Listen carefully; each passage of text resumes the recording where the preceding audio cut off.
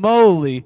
Yes, Chubbs, sir. Yes, how sir. are you? Lock me in. I'm in here. What's happening? Dude, it is so good to have you in here, man. It's so blessed. We made Let me it. put We my mic made down and it. clap for you, bro. We made it. Now, hey.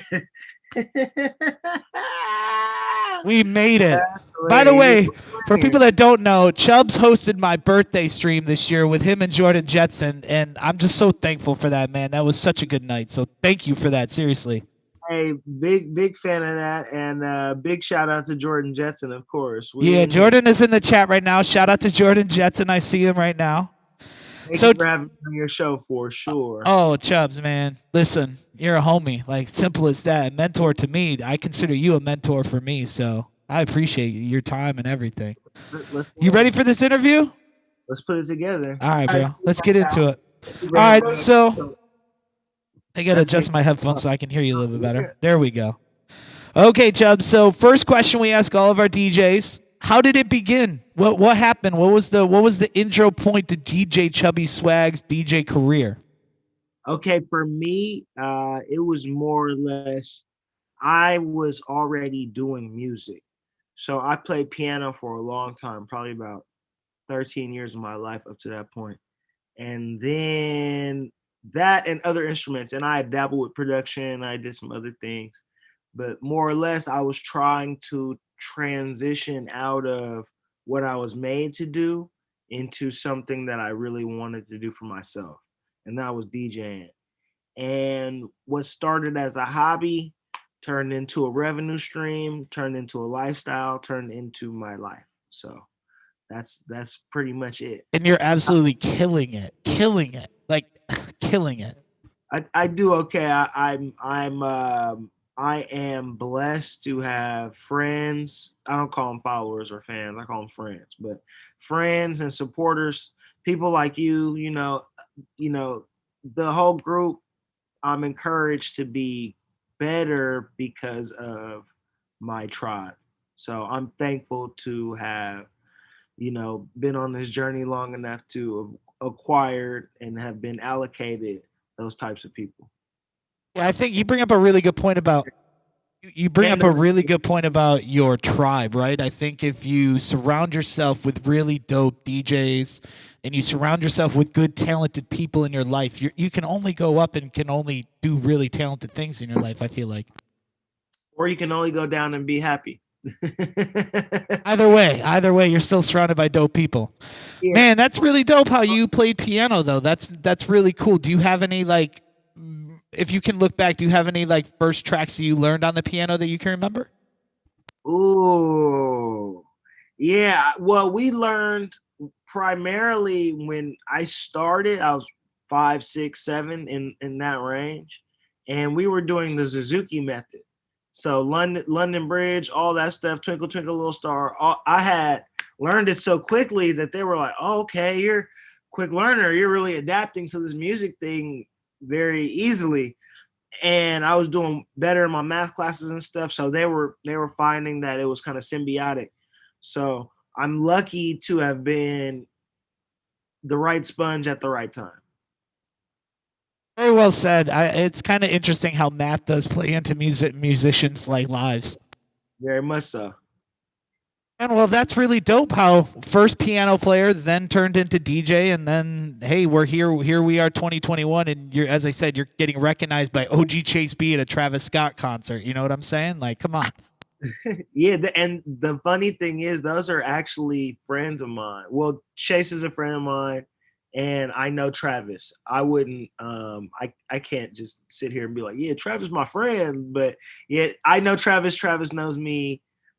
He was very, very kind to me, very generous. I really appreciated the shout out too, by the way, but everybody doesn't get it. So I'm lucky to be in positions like that. But shout out to Chase B. He comes from a similar origin point for me. Like Howard University is very special to a lot of people. We kind of call it the Black DJ University. So I mean DJU period, but for us it's the Black DJ University. So. Yeah, and shout out to I think your girl DJ Magic's in our chat right now, and she put on that DJ documentary of Howard DJs. That was really dope, and I learned a lot about you guys. Like, and I really enjoyed watching that and learning about kind of the history of Howard DJs and how prestigious that title really is to a Howard student.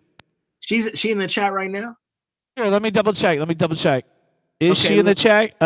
Yes, she is in the chat. Yeah, she is in the chat. We absolutely adore her. We adore her. It really, the funny thing is, like, it kind of started off as a joke. I was like, yeah, somebody really needs to do a documentary about this. Like, you know, this really, like, we got a lot of history here. We got a lot of pride here. And then at the time, a lot of the stars were all lined up. I really like, she did so well with it. I've been kind of wanting a part two. Honestly, I want to get all the older, like the 80s, 90s guys together for her and really show them off and then connect them with, you know, what she's got going on, because her story is actually probably the most interesting Howard DJ story of all time. Your girl DJ Magic, if you hear it now, let's get you on the show. Let's hear your story. And you know, and I got April booked already. I got some incredible people on my show in April. But if you're available in May, I would love to have you on the show, DJ Magic. So hit me up, please. ASAP. The greatest story ever told. ASAP. It's coming. That's trying tight. to look. I've been stamping her for a while, and I don't want no credit like for that or anything that she's done, you feel me? Because it's all her work. But once you see it, I'm trying to tell you, the proof is in the pudding. She is gifted. She's really gifted. Real visionary too. Like, yeah. Definitely seen her streams before, and she does a fantastic job in my opinion. So, and I think as it shows in her documentary, right, she's a really good storyteller and piecing this all together and kind of just, you know, showing the lineage of Howard, like, and what has occurred in many generations of students in the music industry alone with DJs, right? So I think that's really incredible to tell that story in the way that she has. So that's really dope. And because she also is a cultural historian, and because she's a musician and a music student, like she also studied music as well. Has had, you know, got part of her degree in that. And she's a DJ, and she's a woman, and she's around all these guys and everything else. Like she made it so relatable, and she had all the understanding. But yeah, I'm sorry. I don't want to wax poetic about. No, you're good. This is your time to shine, my friend. This is your interview. I'm just talking. I'm just asking the questions. You're the star here, folks. So. This is your show. I can't. This is the official DJ Chubb E Swagg like portion of the show. So this is dedicated to learning about you and what you have to say. Everybody's interested. There's people that want to learn more about you. So speak it out, man. I mean, no, we're in here. We're having a good time. We're in here. All right. So I was watching. You know, I rewatched that documentary a little bit today just to kind of get some, you know, notes for tonight's interview. You know, I like doing my research and like studying, but. You mentioned in the documentary that your setback was kind of your setup to a really big thing in 2009. So this gets into my next question, obviously. You know, in 2009, Nipsey Hussle posted up on his Twitter he was looking for a DJ. And I'm pretty sure it was 2009, correct? Or is that date incorrect? 2012. Okay, so my apologies. So 2012, Nipsey Hussle posted up, hey, I'm looking for a DJ. You replied you had good grounding, you know, and then obviously we saw that Casey Veggies had, you know, given you that check mark. Let's get into this. Most people don't know that are tuned in right now. If they haven't, they need to know that Chubbs was one of the first Nipsey Hussle tour DJs. And I think that's an incredible title to have because we know what Nipsey did for the music community out in the West Coast. In my opinion, again, I'm just a fan of his music. He is the new age West Coast rap hip hop star, I would say. In my opinion, right? Like the new age Snoop Dogg, the new age Dr. Dre, the new age, you know, West Coast hip hop superstar.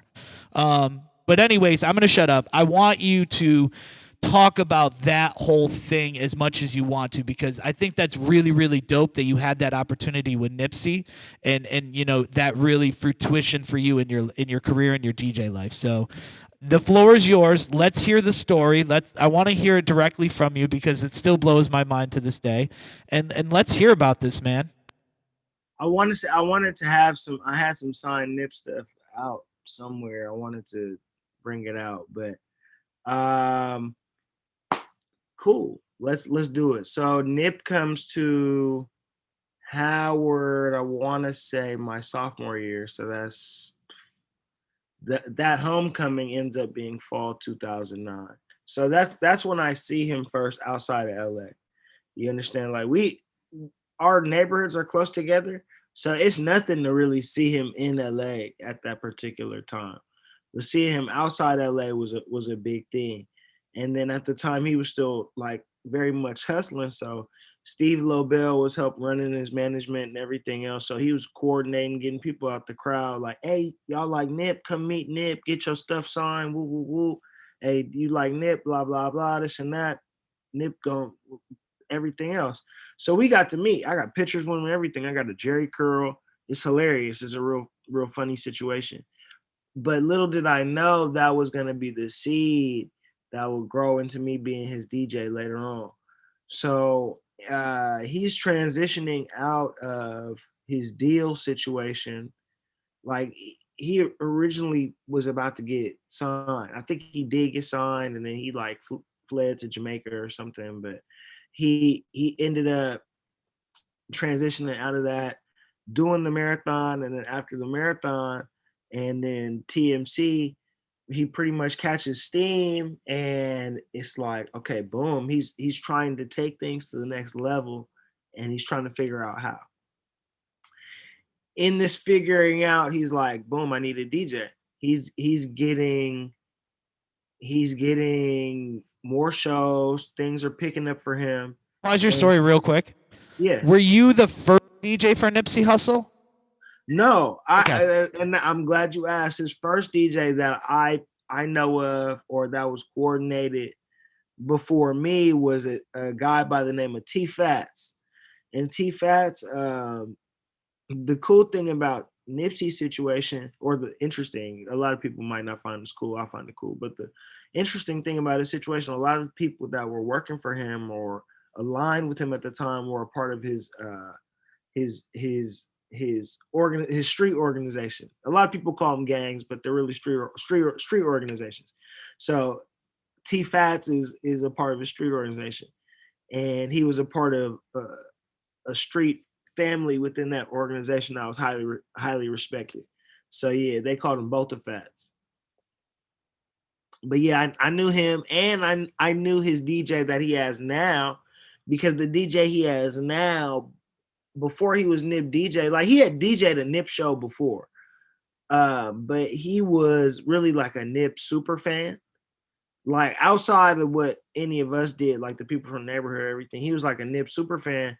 And bro used to also work on a blog site. He used to be a writer for a blog, so all these articles and all these other things. So like they really found that advantageous when they like after me, that was really one of his staying points for being there.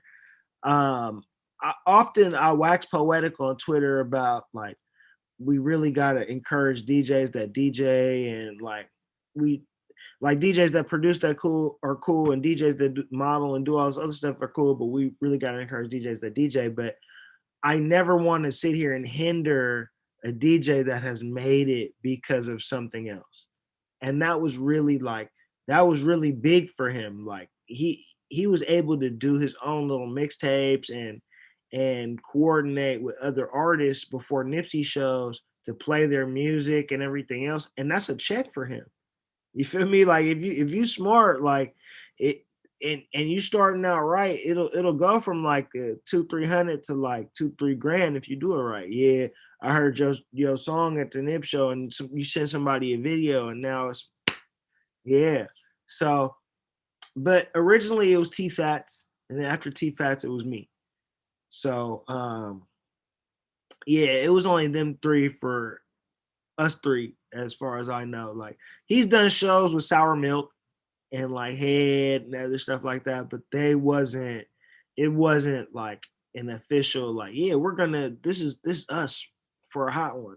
Like Sour Milk was pretty close because they went to Asia. I want to say they went to Asia, like Japan or something like that, and he tore that up. I want to say that was his first real big check, like 10 grand or something like that. So yeah. But yeah, so he gets on Twitter, and then right now I was hot. I had just finished winning HBCU DJ of the Year, padded my resume with a couple other nice little stats, and I was working every week. I had my little residencies, but I also was doing the events I needed to do at the price I was needing to get.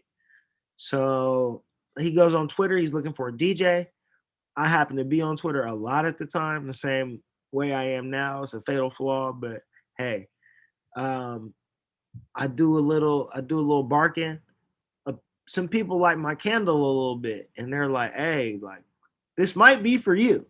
I don't know many other people that this might be for, but for you, this actually might be for you. Um, so right after, I'm like, okay, let me do this hashtag chubby for Nipsey, chubby for Nipsey. And people was like fucking with it. They like, yeah. And then they're like, yeah, and then more. And they like, yeah. It's like, yeah, yeah, yeah. So afterwards, Casey intervenes. Like Casey is like, yeah, Nip, you got to fuck with bro. He's solid. And then, this is when Casey is really getting some buzz. Like, I want to, I don't know if CDC is already out, but Casey was really like, people knew he was Lil Dom. Like, people knew, like, yeah, like, he kind of sounded like Dom, but that's Casey, bro. Like, because he was from Inglewood. Like, Dom is from Lamar Park, which is, it's his own neighborhood, but Inglewood is his whole own city. So it was really a time where Casey was like the young high school rapper from Inglewood fitting to transition into a man rapper from the same type of, yeah. So Casey had a little voice, and then of course all my nice little Howard people, they chipped in, they did their part, and it strengthened numbers. And I was still fake in school at the time, so that kind of worked in my favor, like transitioning out of being my what would have been my senior year, and it worked. He hit me that day, like within a couple hours. I was going to say, how long was it from the initial time that you tweeted and then for him to finally give you that call and be like, yo, what's good? I want to say he first liked the tweet within 2 hours. It didn't take long. It didn't take long. Cause I tweeted something. I was like, is this the day that I find out I DJ for Nipsey Hussle? And then somebody was like, yep, it sure is. And I was like, you know what? I'm gonna try it. And then I tweeted something, and somebody else was like, retweet. And I got 5 or 10 retweets right after that. And then something else caught a little fire, and something else after that.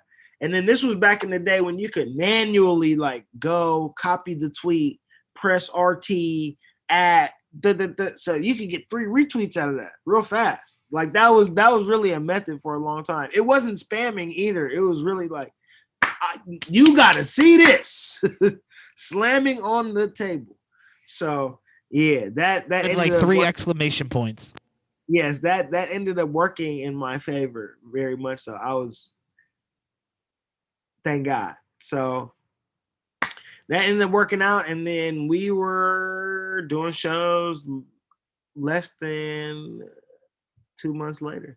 I honestly, and I missed out on more than I did, to be honest. We were supposed to go to Canada. We were supposed to and it was stuff going on with his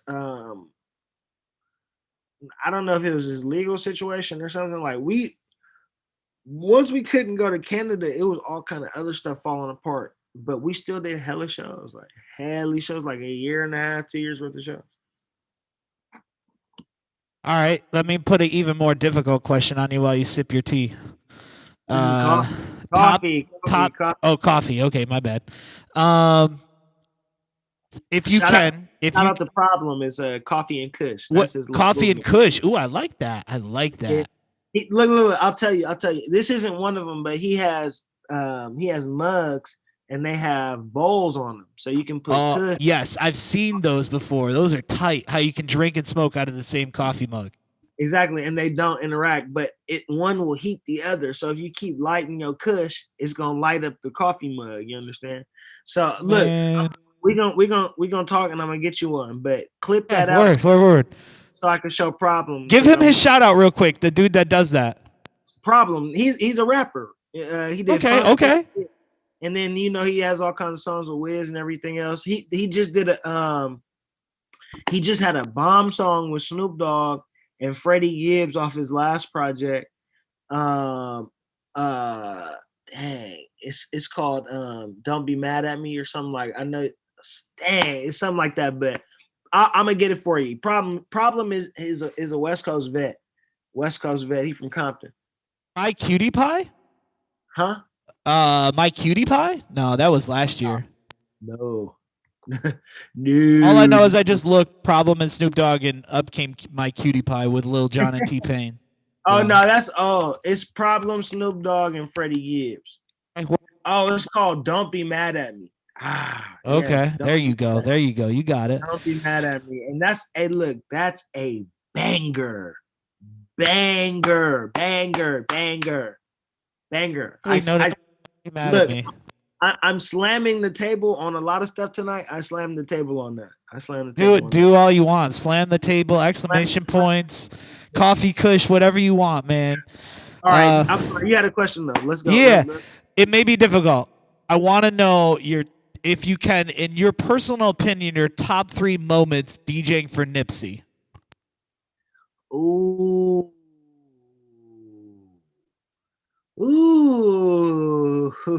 Okay. All right. First show, it's us. It's All Money In, Pushes Inc. So that's all the Nipsey artists at the time. So Nipsey, Ren Paul, our whole team, and then all the YG people. So YG, Ty, I want to say Joe Moses, but let's the important thing is it was YG Mustard, me, Nip. I didn't get a chance to show out or nothing like that, but that was a really important moment for me because it was like, can't nobody take this from me. Can't nobody ever like scoop this away from me. And I had to do ad libs that night. So that was that was interesting. I kind of got thrown in the fire first night. Actually, you know what? Ren Paul wasn't there. He told me straight up, he was like, yeah, Ren Paul. That's right. Ren Paul had to go get his chain back, but he got his chain back. Somebody didn't take it. It was just like, wasn't Debo, was it? Rest in peace. no. Okay. Ren Paul's a real one. Ren Paul's a real one. I mean, I'm sure he is. I don't know the guy, at all. No. Something happened. I think he like left his chain or something like that. But he went to go get that shit back fast. Like Ren Paul was at the next show, and the next show was like the next day or like 2 days after or something like that. But okay, so that one, we did a show in DC at Fur. It wasn't as big as I would have liked it to have been, but just to have had him in the city was cool. Like that was interesting. Like we could do LA all day. Like that doesn't, that ain't nothing. But to have him in DC was big because there's always this weird validation thing with my career. It's kind of crazy. So it's like, when I was in school, when I was at Howard, it's like, well, you're not the best Howard DJ. And then when I was, it's like, okay, so what are you doing in the city? So when I was kind of doing some stuff in the city, it was like, okay, are you on the radio? And then like, radio it's not a locked door, but it's kind of, you have to cross certain thresholds in order to get over on the mixing side. It's not just merited like, oh, you can DJ well, boom, let's put you in like, no, that's not how it goes.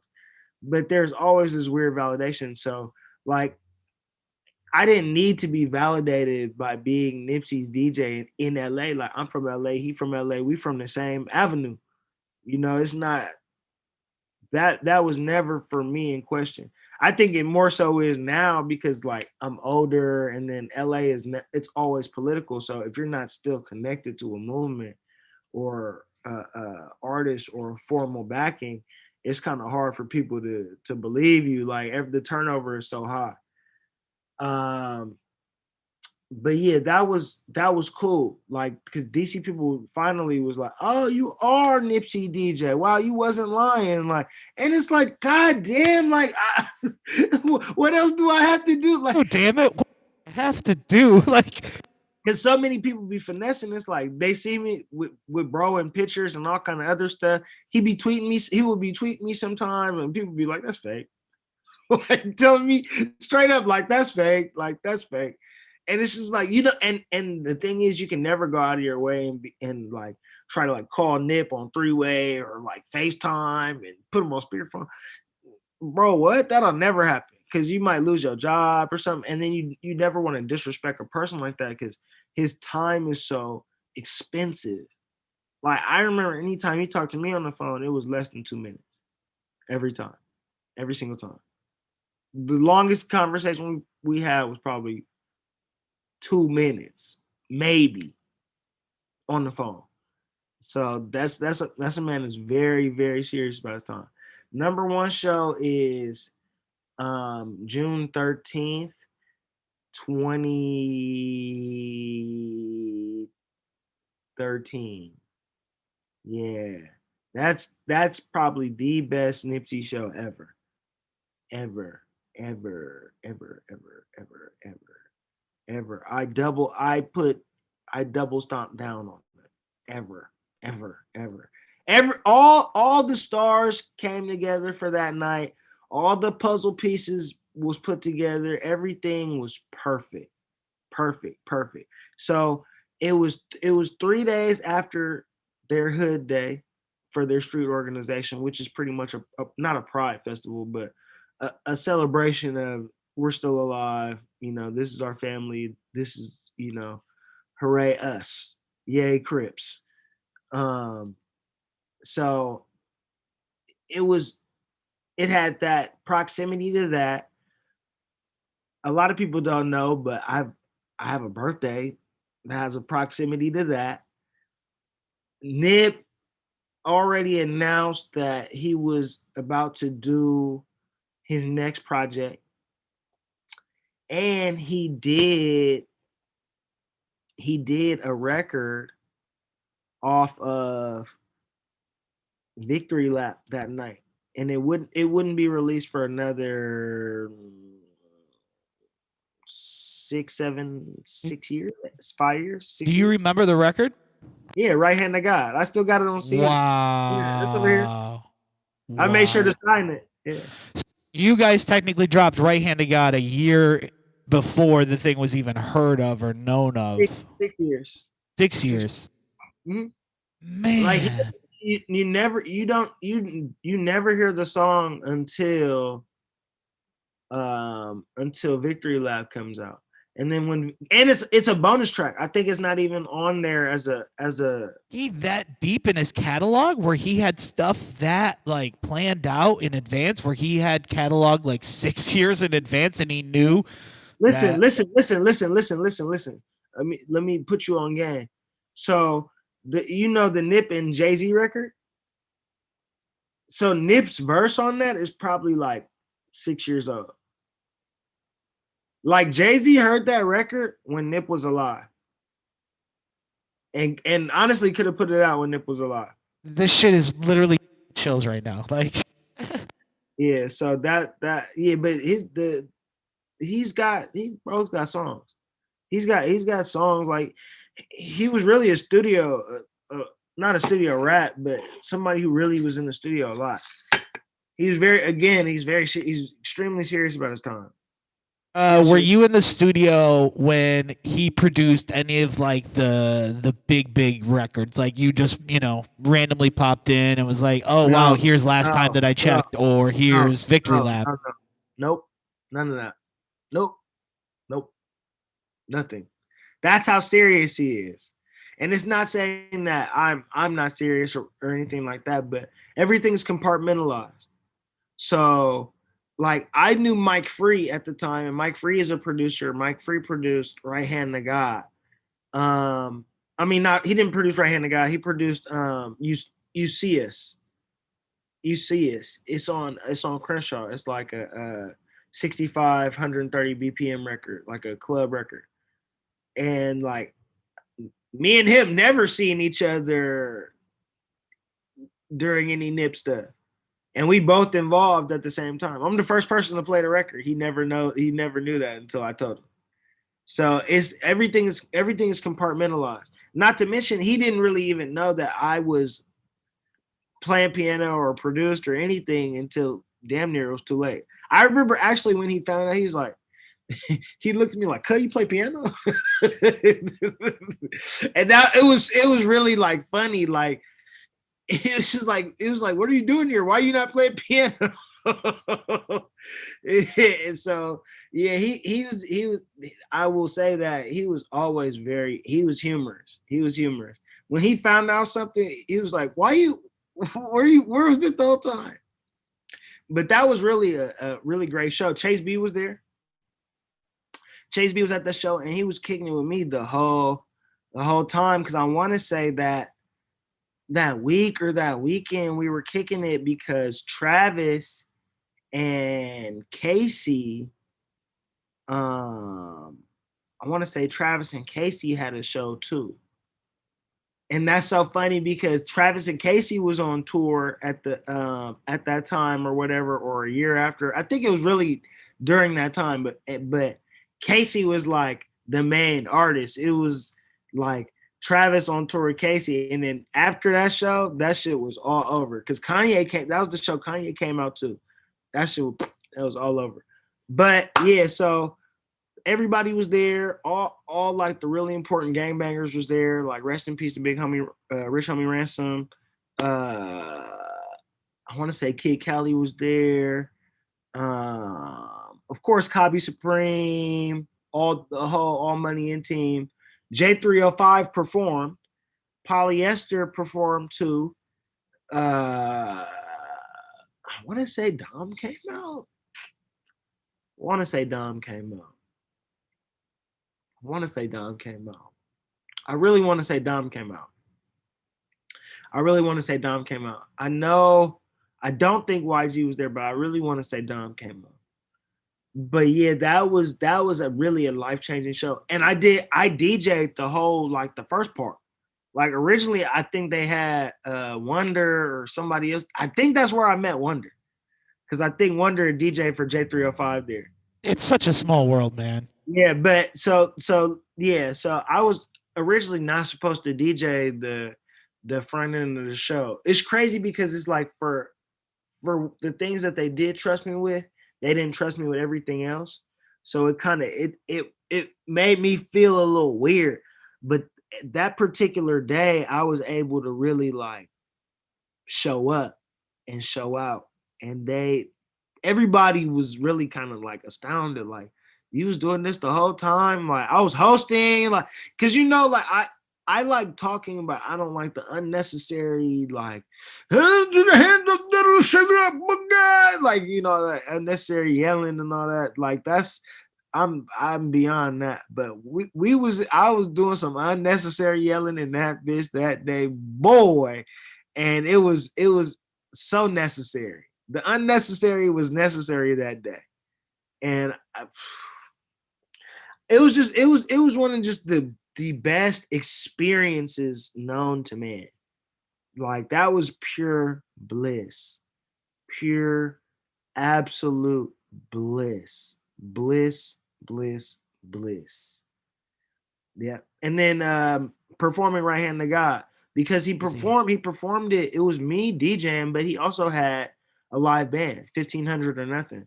And then they were co-producers of the record along with Mike and Keys. So they're doing the song live. So the Nip, like the whole concert is going on, right? And then I do my thing. It's the last intermission, and then everything goes silent. I'll send you the video later because I recorded it before they took it off YouTube. They sneaky. But everything goes silent. You hear nothing, you hear a pin drop. It's like restless in there, like what's gonna happen? It's the anxiety. And all of a sudden you hear that like somebody's doing the drums on the cymbal. And then you hear Right Hand to God start playing, but only that first intro part of that. the real smooth part, and then the cape go up, and then all of a sudden you see 1500 or nothing, and then you see me back there. I'm to the left, and then I want to say Rance is supposed to give me a signal because they doing the intro part like a 8 bar loop, so it's just going and going and going, and then people are like, oh my god, something's gonna happen, and then Rance is like tick tick on the fourth one. I'm supposed to drop the the downbeat. No, I'm supposed to drop the lead in, and then Nipsey's supposed to come out. So he goes 1, 2, 3, and then is he going up for 4? We drop at the same time. Nip comes out. I put my right hand to God. Perfect. It was really like that was the day. Wow. Well, man, Yeah. that's dude, I don't know like how to follow up from that. I'm getting chills like still. I mean, Hey, look, that was I love that one. That's one of my favorite stories. I love absolutely.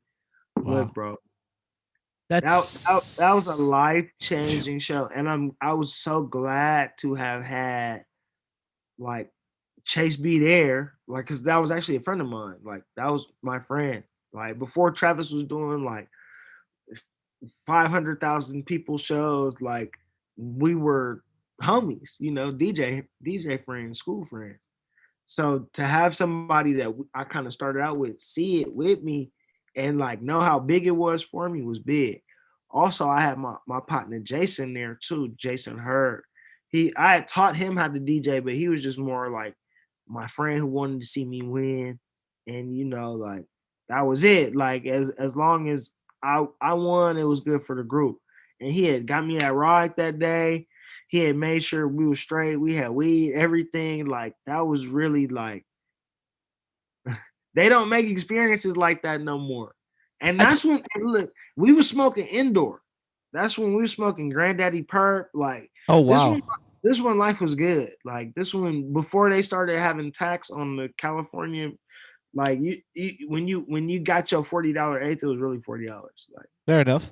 and it was 5 grams. That you always gotta have a friend though that like you can I don't know like it's like that one DJ that you know that you can count on to like have his shit together for like you, like so like and it's not like a way like you're counting on him to have have his shit together for you, but more like he's just there and you can rely on him and he's always gonna be you're always going to be able to rely on the person. So that's always major in keeping that mindset going into the show, like not having to worry about nothing. So I'm sure that helped that night too, is just having a level peace of mind going into the show, not worrying about nothing, just everything taken care of, just worry The about cool rocking thing the show. was, the cool thing was, Jason set up all the equipment. He set up all my DJ stuff. And like we was at House of Blues, like rest in peace. House of Blues on Sunset is not there no more. You feel me? So they put everything out, but it wasn't hooked up or connected. And it was CDJ. So he was like boop boop boop boop boop boop boop boop boop. Real easy. Put my laptop. He knew because I've been having laptop problems forever. So hooked my laptop up, hooked up the hard drive, and this one I had a hard drive that you had to plug in. So we had a surge protector and everything else. It was a desktop joint. I made a mistake, but it was 3 terabytes though. It was 3 terabytes though. It was three Oh, terabytes. those Western Digital books were huge back in the Three day. terabytes. Those are Three so big. terabytes. Pause. Holy Three, moly! three, Like, ter- three, 3 terabytes. It got me in trouble one show because Nip is waiting to perform. He's not out yet, but he's waiting to perform. He's not out yet, but it's like they wanted me to come out and play music, but they didn't tell me. They said I was finna just come out and perform real fast. So I'm trying to hook up the hard drive real fast, and it's FireWire and everything. Like it's a whole ordeal. It took a giving me second. nightmares, dude. You're giving me nightmares because you know what job I normally work. So you're giving me Oh, look, nightmares hearing this. I'll tell you something. The one of the scariest. I DJ'd for Kendrick BET show with Kendrick and all these other artists. I want to say J. Cole, somebody else too, and it was at Howard Theater. This was hosted by Jay Murphy, and then I was kind of Jay Murphy was kind of like doing me a favor type ordeal. You feel me? It was one of them times. He wasn't really doing me a favor, but the gig was supposed to be some good visibility, and like he had an in on it, and he was like, yeah. Because at first I wasn't. He was like, yeah, and then it didn't happen, and I was like, Jay, like, you made me a promise. So like we went and hashed it out, and he took care of me. So I'm in there, and it's cracking. But before I get there, right? So I'm not far from Howard Theater. I have somebody drop me off nearby, and I'm walking up. All of a sudden, I see Porsche, Lambo, Porsche. And the side of Howard Theater, like the street, it's a street now, but it used to just be like the one on the. Are you talking about the side of it to like the left side of the building? Yeah, let's say if you're facing it, it's gonna be on the left side. I know what you're talking about. Yep. These were all LeBron's cars, right? So LeBron and all his homies drove all his cars there, and they parked them all. You feel me? Like, and it's like the cars got funny names on license plate, like Ring 2 and all this other like stupid shit, but it's hilarious. Like Goat 23, James, something like. They're all vanity plates, so you know that they broke cars, but it was some next level stunting. And this was Howard Theater. Like Howard Theater's like it's nice and it is a decent size, but I didn't know they was doing that like that with that. So I go in there and LeBron bought the whole upper deck. Like how some people buy a section in the top. No, bro bought the whole. You can't get to the second floor unless you with Bron. And then him and his homeboys got that whole middle section. And they in there spaced out. This before social distancing, so they in there spaced out, them and their people. Like it looked like they each got a section to themselves. And then everybody else is like spread out thickly across the top. And I was like, wow, you can see LeBron right there. And he enjoying himself, having a good time. So it's intermission, right? So what that means? It's chubby time. I'm out there doing my thing, beating it up. Bing, bing, pop, boop, pop, boop, pop, beep, pop. And, it's still in like the early, like 12s, teens, something like in that range. So I'm still hot. Like the record's still AK-47 coming off real fast. All of a sudden, my computer go, you feel me? Like right. That's the most painful sound in the world. I'm sorry, but I've been there. I've been there myself. Like I know, like I've been there myself. Me and Jay Murphy on stage tag team, and this one we was good. Like he throw me something. You feel me? We bing bing. Like we was good. We was good on that stage. This was before he was really DJing heavy. He was still more or less hosting, directing traffic, coordinating for the party, the event. But man, I have never been so scared in my life. And then another DJ, really, literally, I had to call another DJ that luckily lived nearby, not far, like 2 miles away. I need right now, right now, like not right now, right now. I want to say I was still on stage with my phone. Like I didn't go to the back. Like I was in the corner of the stage. I'm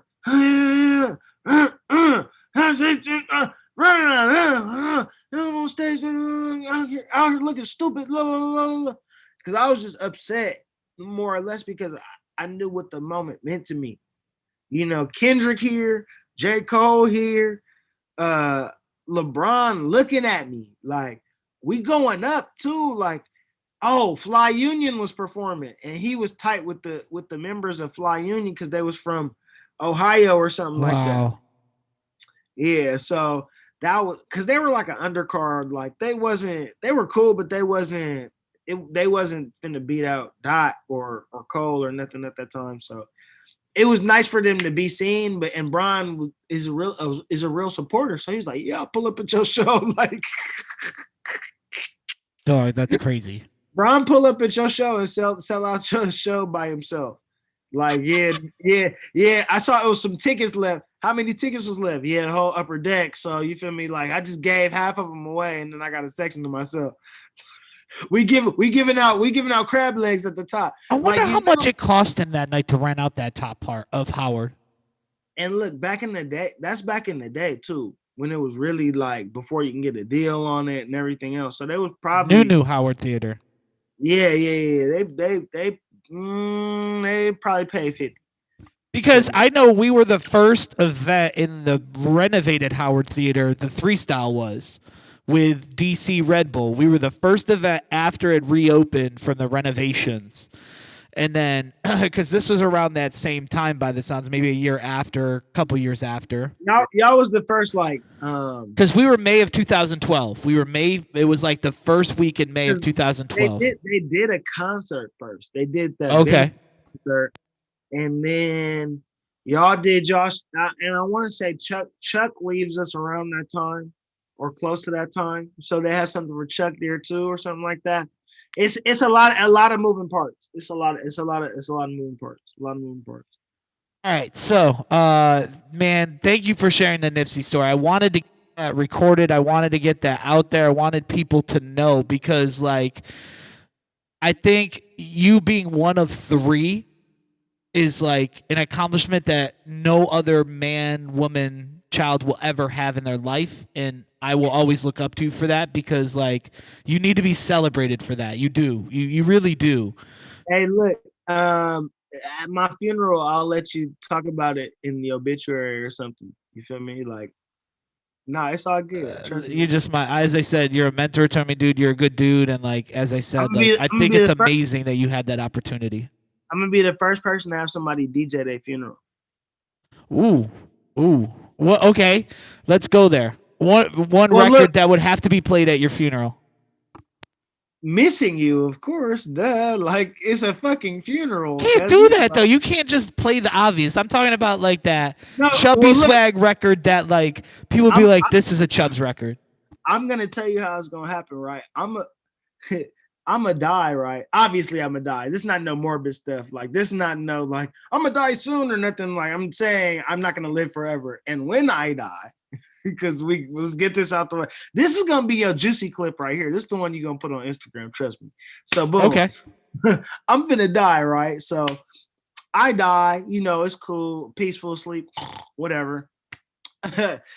It's my funeral, and the funeral cracking, you know, everybody looking good. Y'all got y'all shit on, you feel me? You got some gold, you got your lady on your side, you know. You probably got some Cartier frames around this time.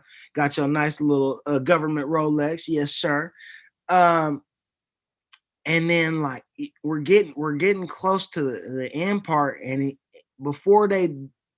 right after they do the video, you know, because you know they do the video where, you know, it's the montage, it's like pictures, places. And then so right after that, and then the light comes up a little bit, it's gonna be like 2 turntables and a mixer on stage, you feel me, and all of that. And then it's just the platter's just gonna start moving, but it's gonna be sound playing. And it's gonna be me, because I pre-recorded a mix already. And yes, I have pre-recorded my death mix. Yes, my funeral. So that's cool and it's honorable. Like because like I'm not gonna say that's weird because it's like at least you know. I mean, you know what music you want played. It's gonna fucking happen, right? Well, it's like doing your will. It's like doing your will, and then you know you redo it every now and then. Like, hey, I'm really I like Pooh Shiesty now, so here, like, let me put some Pooh Shiesty in there. No, but seriously, I'll probably start with like Missing You, and then I'll probably it'll get gangster after that. It'll probably be G'd Up or something. Like directly after. Is Missing You in the 90s? That's like that was definitely a 90s record. That was definitely a 90s record. No. I mean BPM, late night. Missing You is definitely 90s. Yeah, definitely 90s BPM. Let me look it up right now. Let's see. Let's bottom 90s, little hundreds, somewhere around there. Missing You is like 100. 90. Okay, boom. Yeah, bottom 90s, hundreds. Okay, all right. So look, G'd Up is 98. Okay. Yeah, there you go. That's on tempo. Yeah, exactly. So see, See? See? see. All right, man. Well, I still got some questions to ask, so let's Do keep it. the Yeah, ball rolling. I got coffee. All Let's right. Yeah, I'm good. I got ginger ale. Stomach's feeling good tonight. Um, so we all know you're from Englewood. You're an OG of Englewood. I'm Uh, not. correct me. Correct me. Vernacular. I'm not an OG of nothing. Okay. I'm not an OG of All nothing. right. So you're from I'm from Englewood Englewood. originally, Yes, and I'm from Englewood. Saying OG. Look, when you say OG about like people from LA and stuff like that, it's tricky because it's like to us that's gang lingo. Like OG is usually followed by OG such and such from such and such, and he do such and such. Whereas like people outside of the California landscape use it as like, oh, that's big homie. That's just an older person or an established veteran or something like that. Whereas in LA, like, um, uh, uh, OG such and such is a real person. Like OG this and that. These are real. These they're are titles. real. Yeah, they're legit Yeah, titles in the street. yeah. So I don't want to confuse anybody. Nah, you're good. I respect that. Thank you for educating me on Yes, that. yeah, I've done crime, but I do not belong to a street organization. Yeah, yes, So yeah. you're an original from Englewood. I'm native. I am a native to Okay. Inglewood. Very Now, much. how long your family's probably still in Englewood, obviously, because I know you visit. Yeah. Well. And Yeah. Yes. Yes. what Inglewood. Go I ahead. I want to know what things you miss the most about your hometown. Ah, food, weed, and music. Those are the top three. What's the Obviously, food you have to get when you get off the plane when you first get back home? tacos, tacos, tacos. I mean, I missed. I obviously the people too. I'm always gonna, but you can't. It's not like I can't. Like if the people went to Texas, it's gonna make Texas better. No, like this is what makes being home good to me, or what recharges my battery. And the cool thing about Inglewood is like I am a Los Angelino, so my ID has always said Los Angeles on it. Inglewood is a city, but it's within the confines of Los Angeles. So if you're on one side of Inglewood and you drive out, you'll drive out into Los Angeles. If you're on another side, you can drive out into Los Angeles. Now, there's times where you'll drive out into Hawthorne or uh, uh, LA, like County, and some other stuff like different directions or Westchester, this and that. But for the most part, Inglewood is engulfed, engulfed. It's inside. It's like a borough of New York City. It's like Brooklyn of New York City, right? In a way.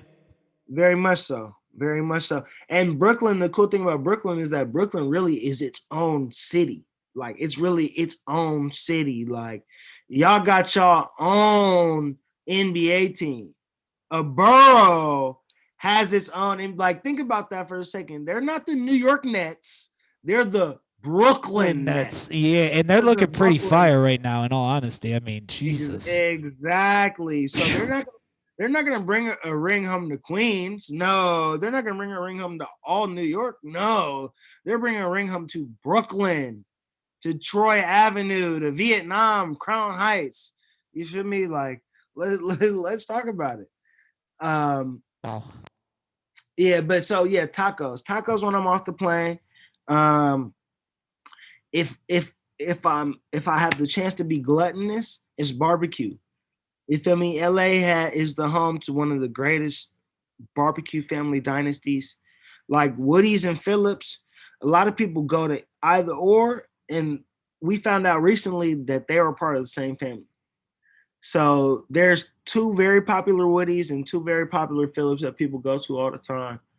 And I've been going since I was young, like a knee high to a frog's eye. So that, and then I also like DeMarco Smith He's got an independent situation going with his John Q Smokehouse. He also got his own the butt naked sauce and everything else. So it's really I like his stuff. Um, I'm a smoothie fiend. I fiend for smoothies. I used to work at Jamba Juice back in the day, so I can do that in my sleep. It's one walking distance from the house, one walking distance from grandma's house, walking distance from you feel me? It's Jamba Juice nearby. If I need to go hit a Jamba Juice, I can get one ASAP. But if I'm really going to treat myself, I'm going to a place called Simply Wholesome, and it's on Slauson and Overhill. It's really at the top of this big hill in LA that borders two neighborhoods. It's like the Windsor Hills, Slauson Park, like Ladera Heights, all that stuff is all intertwined. LA County, all intertwined right there. View Park, all intertwined right there. And it's beautiful. It's one of the mixiest places in LA though. You're always gonna see a celebrity, you're always gonna see somebody going through there because they got some of the best and flavorful vegan food in the city, but they also have regular food. So if you don't want to eat vegan or if you don't want to eat whatever, you can still get a good meal and it's healthy and it tastes great. Tastes great. Tastes great. Change your life. Will change your life. So Random fact: I've actually never been to LA, and hopefully that will change soon someday. let's go. No. Look, get once you your third check, take some money out, call me. We'll put the play together. Cause I got weddings to do. So I'll take an extra day. We go. And that for me is a lap. Like I can do barbecue, tacos, smoothies all in one day and get dessert at Randy's. I definitely could not take that. Stomach could take some of that, but not all of that for sure. Look, bro, I'm trying to tell you, it's easy. It's easy. Because look, what we're gonna do is we're gonna get tacos for breakfast. See, I have tacos. Like for where your head's at so far. Pause. I have tacos for every situation. So like the tacos we're gonna get for breakfast are from this place called Mama's Chicken. It's on Slauson and 4th Avenue. It's up in where Nipsey neighborhood is, like in the Crenshaw district over near there. But I get what's called a taco flight. So I'll get one beef taco, one turkey taco, and then one chicken sausage taco. And they make all the meat there. So, a turkey taco. Yeah, turkey sausage taco, and chicken sausage taco, and then the beef taco, and then they make all the meat there. So with the taco flight, I'll get 2 of each. One spicy, one regular of each. Fully loaded. And that's breakfast. You won't need nothing after that until like noon. You feel me? And then that's when you get your smoothie. That's when you get your smoothie. I see how you're doing it now. You're loading up early in the morning and then it's kind of goes downhill. I got you. You're smart. See, this is why. That's when you get your smoothie. As they said in The Mandalorian, this is the way, like. Hey, try not, do or do not. Hey, there you go. Man. Hey, I'm an OG Star Wars fan too. I have the books and everything, so that's a long story. All right. Okay, so after you get your noon smoothie, you're gonna get high. You're gonna be driving. Thank you're gonna God. be getting high. You hungry, but you don't wanna do the whole meal thing. So I could do another smoothie. I mean, I'm good with the second smoothie. It's smoothies all day, but we going to Randy's Donuts. We're going to Randy's Donuts. You're gonna get a snack. It's called a snack. We're gonna go to Randy's Donuts and we're gonna get Woody's barbecue in the same trip. So you don't eat the Woody's. You just pick it up. You eat a little of the Randy's and you save the rest for dessert. You don't have to have dessert that night. You have it tomorrow, you have it for breakfast, but you're gonna have the Randy's already on you, and you're gonna have the Woody's on you uneaten, untouched. So you go get high, you party, you do whatever you got to do the rest of your day, blah, blah, blah. And then by the time you come home, you finish your day up, it's some sexy ass barbecue waiting there for you. And just in case you just happen to be as hungry as a bear, and you just eating through everything, you got you some Randy's at the end of it. Dog, you have this so planned out, like perfectly. Like this is, as you said, a lap, man. Well, look, I'll tell you, like, so I DJ at the Dime, right? Right. Yeah, and the Dime is on Fairfax. It's on Fairfax, like before you get to Melrose, like, before you get to Rosewood, but yeah, before you get to Melrose, like in that area. And on the way home, it's usually late when I get off, so like 2:30, 3, somewhere in there. LA clubs close early, but the Dime, they kind of cute. They'll stay open a little bit, They might close the door, If you know somebody, Shout out to the Dime, of course. Yeah. But well, I'll get off and sober, of course. I will drive to Leo's Tacos on Venice, and I want to say it's La Cienega. I've heard Leo's Taco. That name has been passed. I've heard of that before. Either Venice and La Cienega or Venice and La Brea, but it's usually me and Julian, you feel me, or me and Aziz. Well, Aziz will go home. This motherfucker, Aziz will go home because he's drunk. So Aziz will bike home, but me and Julian, we will fuck around and go get tacos all day. All day. Me and SB, me and Julian, like, niggas know when it's get off work time and it's before 5, before whenever they shut down, because they be shutting down some weird times sometimes, but as long as it's open, it's Leo's time. It's Leo's, get high and get Leo's ASAP.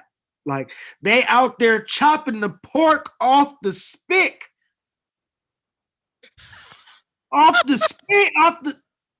chink, chink, chink, chink, chink, chink, spitting the pork, chink, chink, chink. I need to make some like gifs out of your like motions in this interview. That'd be perfect. Like, look, all right, so they spinning it, right?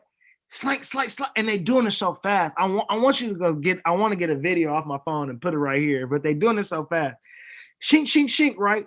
Off the side, and then sink, sink, sink off the top, because that's where the pineapple is, like a big ass pineapple. Can't do pineapple. I'm allergic to pineapple, so hold it.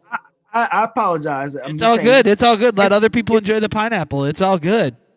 Al pastor. That's how they do the al pastor. Right. Yep. For you, I would more or less get you the carne asada situation. You feel me? Like, you don't need no fruit. You don't need no fruit. You just need good steak. Maybe we want to come up with a new El Pastor edition and like do a different fruit with a different meat. Bam. Maybe Al Pastor. Like strawberries and pork. Oh my God. Ooh, young man, we gotta have a talk. We gotta have a talk. So he said strawberries and pork. You never know. Dangerous. Danger. But I do think mango might be the replacement you're looking for. Ooh. Yeah, you're on something there. It has to be ripe enough because it has to give you the same type of juice. But the pineapple they're using a lot of times is kind of dry. So I see it working very similarly. You know what? I'm gonna write that mango. Write that down. I'm writing that shit down. Mango and pork carnitas. Pastor, mango and pork carnitas. The chubby taco. I'm gonna put in the chubby mango taco. Let's talk about it. I'm gonna put in parentheses infused. Ooh.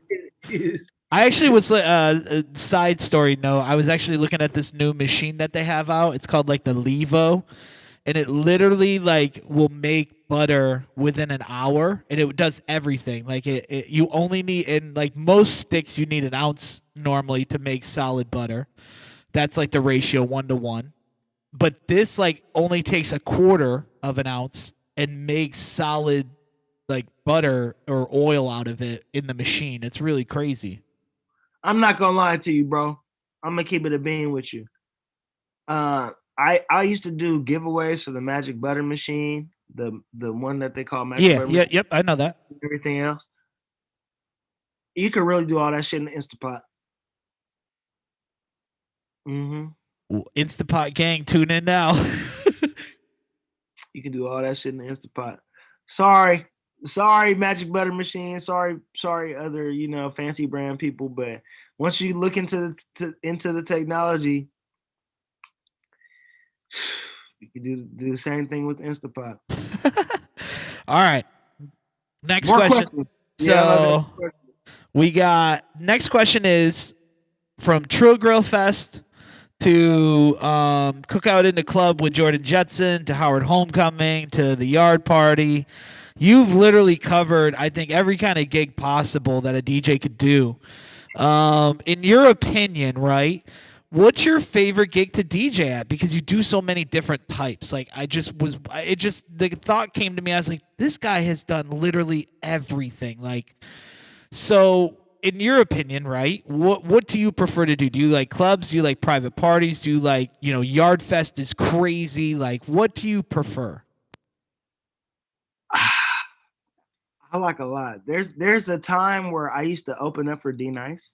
There was like a cool 2 years or 18 months where it was like once every 3 or 4 months it was a gig, and then D Nice would show up. And I'm like, oh, it's one of those. Like, you ever got paid real fast and you wonder that was too fast. And you didn't give them a high price, but you gave them something where it was like, it should have taken you longer to pay me, and they paid you real fast, and then they paid you early too.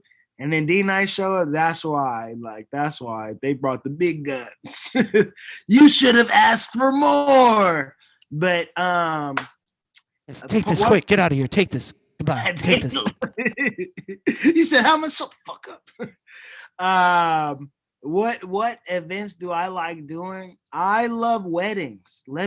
I've always shied away from saying how much I love weddings, but I can't lie, bro. When it comes to weddings, I'm that guy.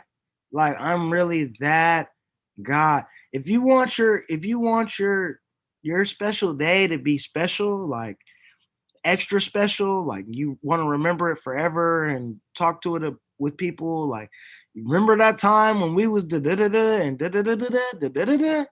Yeah, you call Chubby. You ring ring ring 1-800 Chubby. It's me. Yeah. So I like weddings. I take very seriously.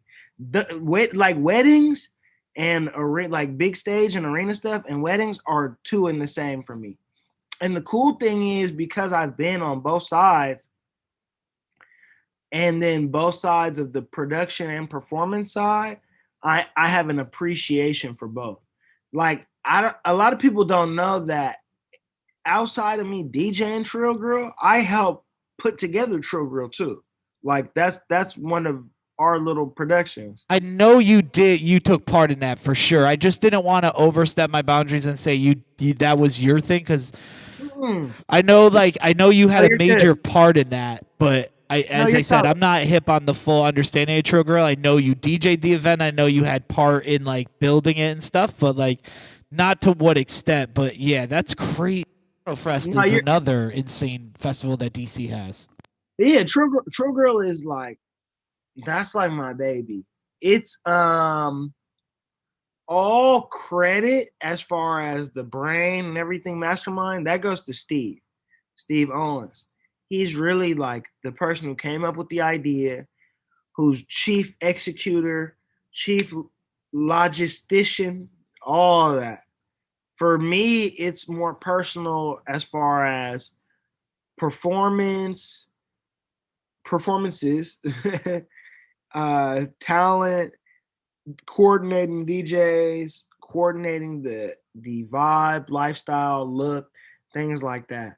So I get to have input in that department, and then he kind of makes the dreams come true. You understand? So it's that's what I mean when I say that's my baby. That 1,000 bottles, things like that. I really have input. I'm at the ownership table. I'm not the owner or nothing like that, but I have input to where if something wins, I'm not getting just a shut up check. It's damn it, you're at the table. I mean, that matters. Yeah, it's here's your percentage. This is what you've done. This is what you've earned. And I think then once you get into the percentages games, you definitely have achieved kind of a standing, right? Like, because as DJs, it's just like, here's your check, here's like 200, get out of here, like bye. Like, here's here's the thing they don't tell you: you can start in the percentages game. that's Ooh, true. I mean, you absolutely can. I did over not mention hold on. that. This is a table. Just shook it. Oh, but no, You're right. You're right. You're absolutely right. and you're right as well. Oftentimes, a lot of people aren't not necessarily hip to it, but this is something you have to be taught. And it's like if you would have known that earlier, you would have guided your career far differently to do very different things. You feel me? A lot of people are stuck in situations because they weren't told, like you got options. You got options. Everybody thinks that DJing is coordinated by the people who pay and not the people who make the art or the labor Right. or the landscape.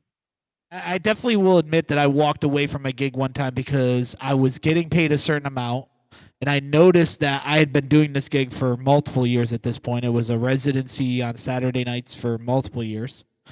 And I had a meeting with the owner. I was just like, look, we've been doing this for 5 years. I've increased the capacity here 100%.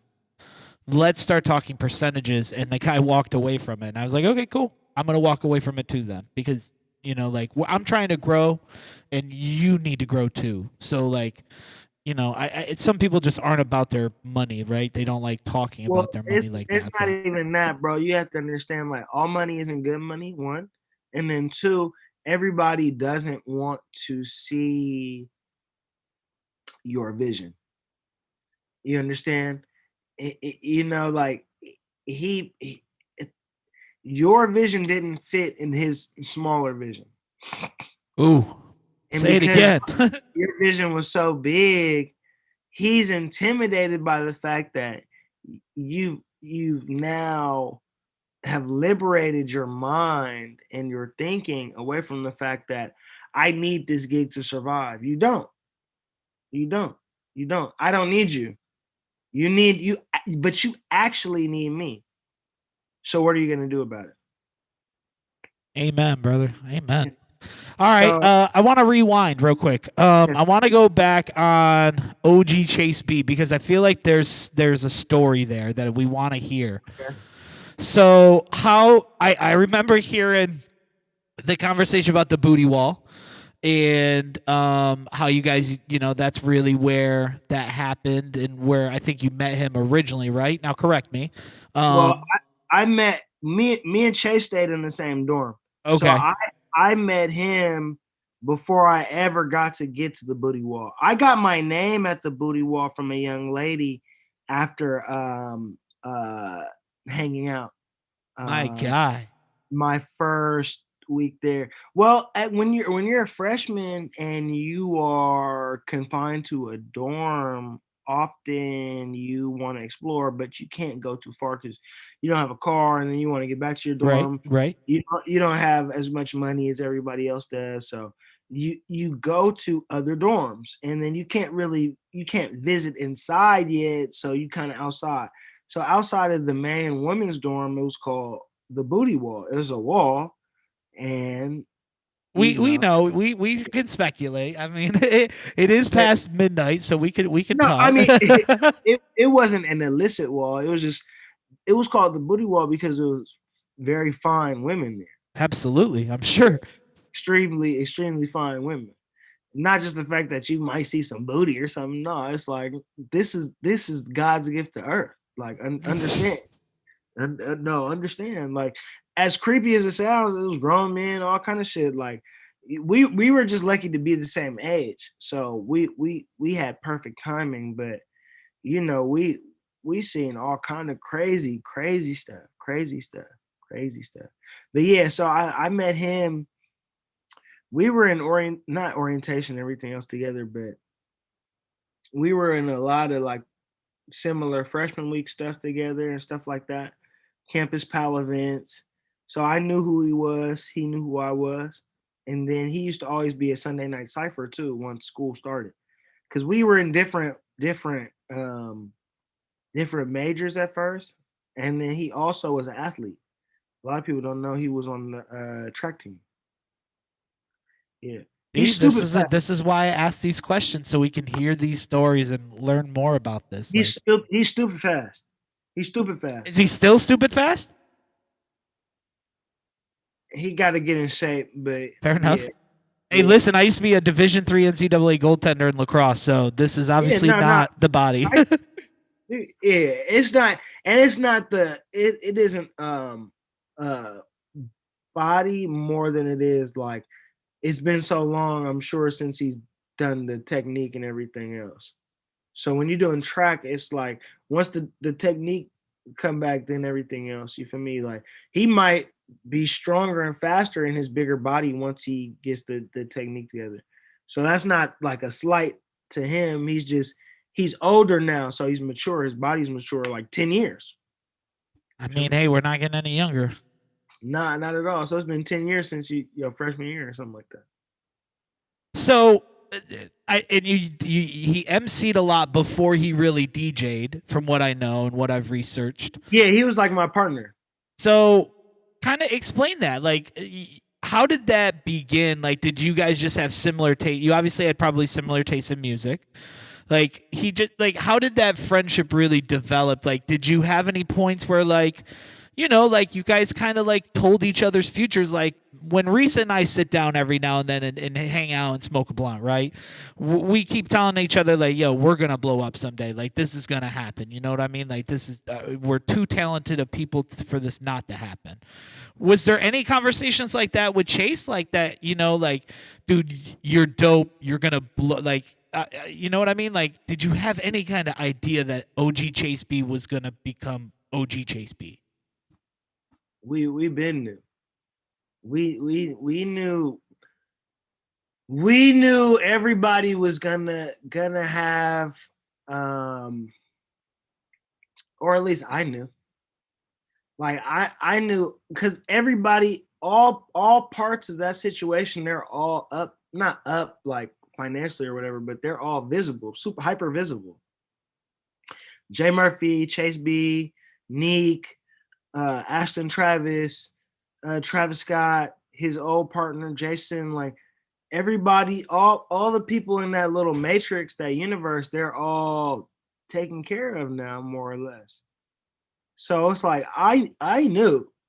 I knew between me and Chase personally, we were in the same group called Campus Pals.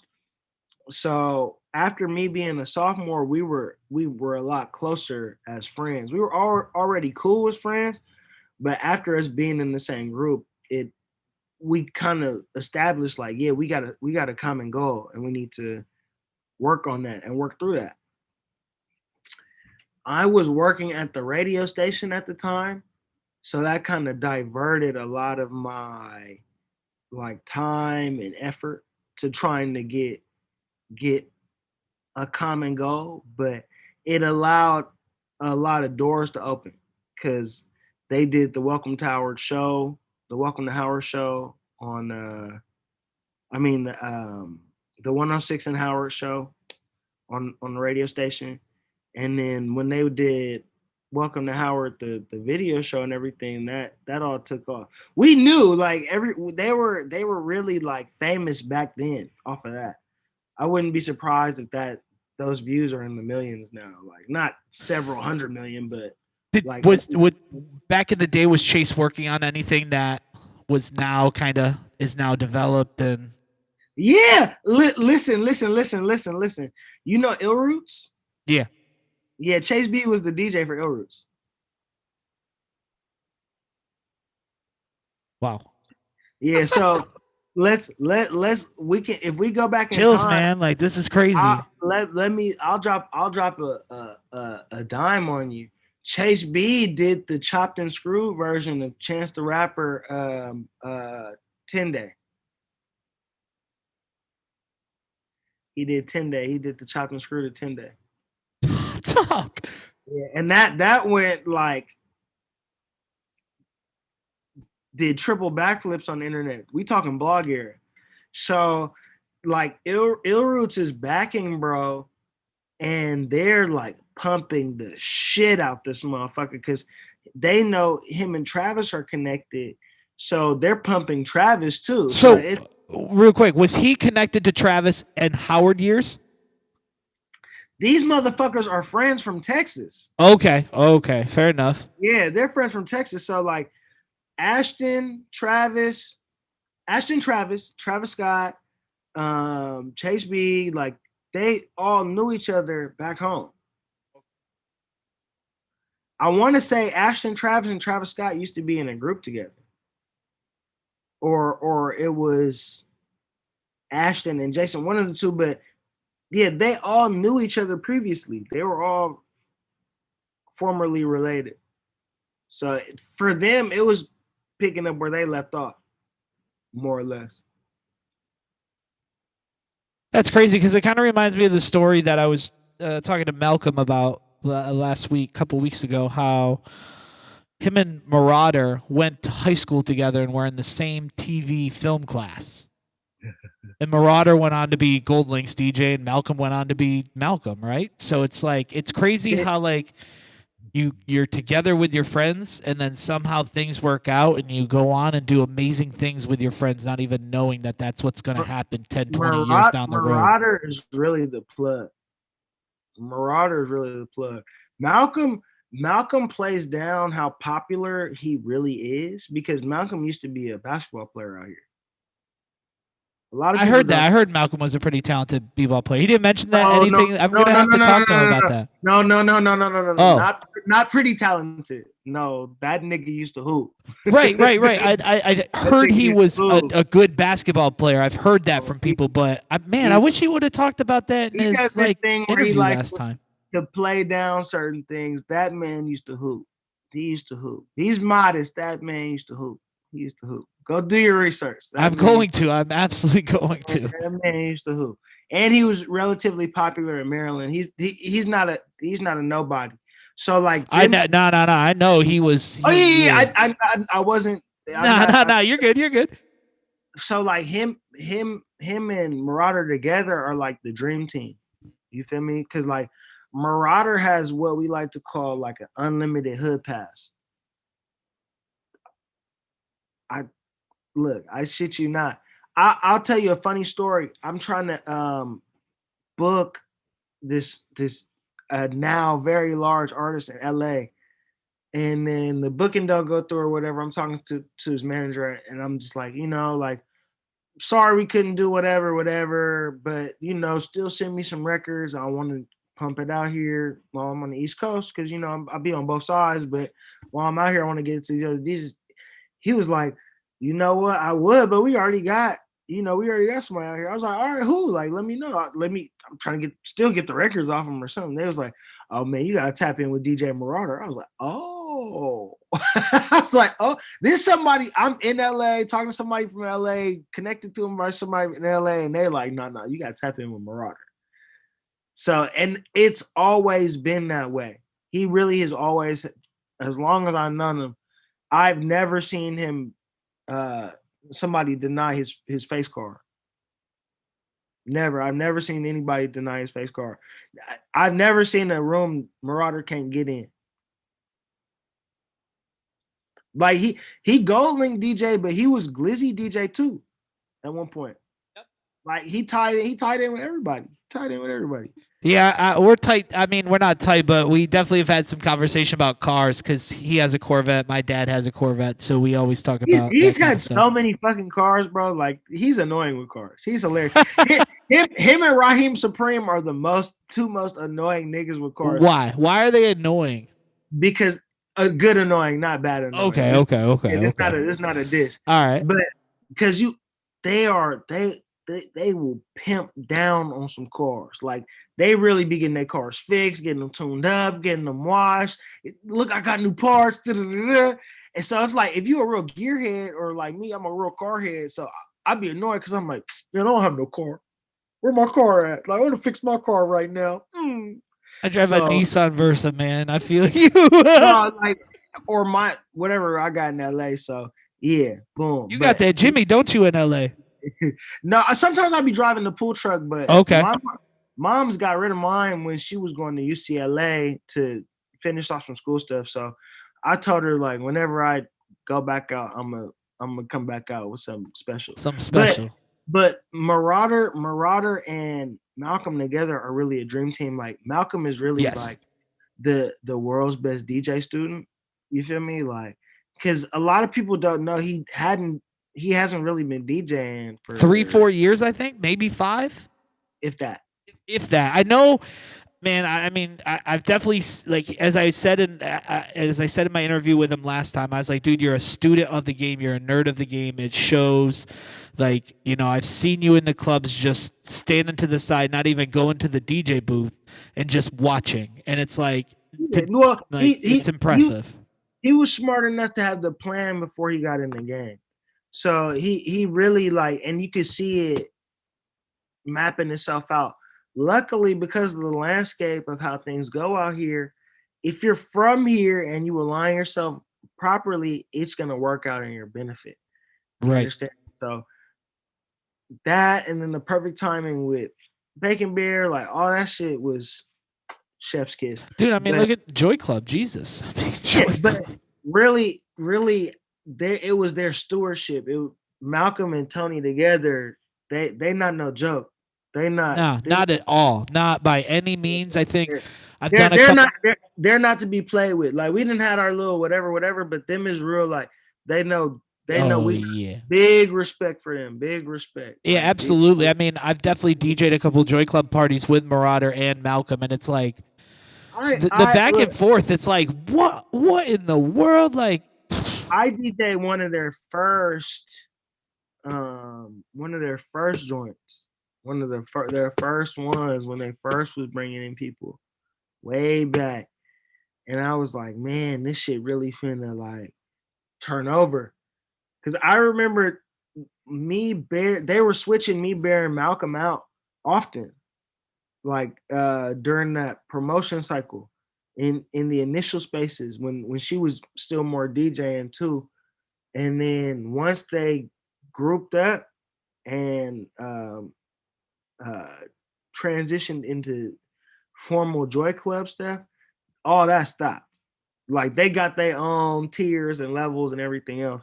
So they're really a case study on how to perform group solidarity when you want to execute a goal. You understand? Because they whole team benefit. Feel me? Young Kels, he good. He tour with he got somebody he DJ for. What's Goldlink old DJ? Ken Marvel still good. You feel me? He's still there. You got MP. You got MPH. MPH, MJack Sounds. You got sometimes there with them too.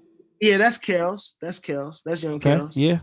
And then Cam Dooley, like Cam Dooley. I mean, him and her and Malcolm were the responsible for making of Joy Club. From what Malcolm explained, was Cam Dooley and him wanted to do something different from. He said that. Yeah. Cam Dooley and him were the creators.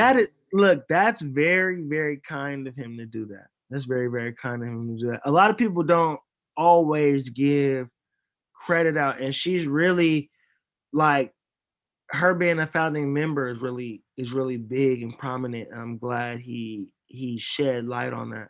Yeah, he broke down the whole thing about how like they went to a feel good party, or not a feel good party, but a Rock Creek social party, and they wanted it to be a younger, hipper crowd than what Rock Creek was doing. And it was him and Cam, and they went in and they did it, and he talked about the whole thing. Like, listen. The reason they won is because they figured out. Malcolm knows this too, but they figured out, they're wise enough to figure out DC Howard mix. Yep. I mean, plus he got the younger crowd where Rock Creek has the older crowd of DC. Listen, the younger crowd was split. It was split. Howard people wasn't going to Sice game parties. You feel me? The DC people everybody wasn't coming to like the D&D joints. Like, so it took we was massaging it for a second. Like I remember when Howard DJs couldn't DJ at for our Ibiza Love. It was me, Premonition, Big Will, and we was thugging it.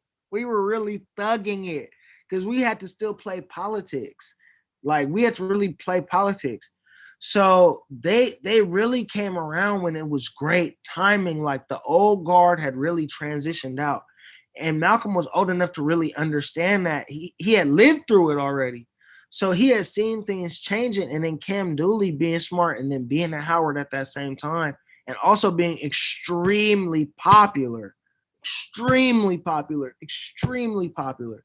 That was you could wipe your hands after that. Like that was magic. It made that happen because having Cloak and Dagger be so close to Howard and on U Street at the same time, instant powder keg.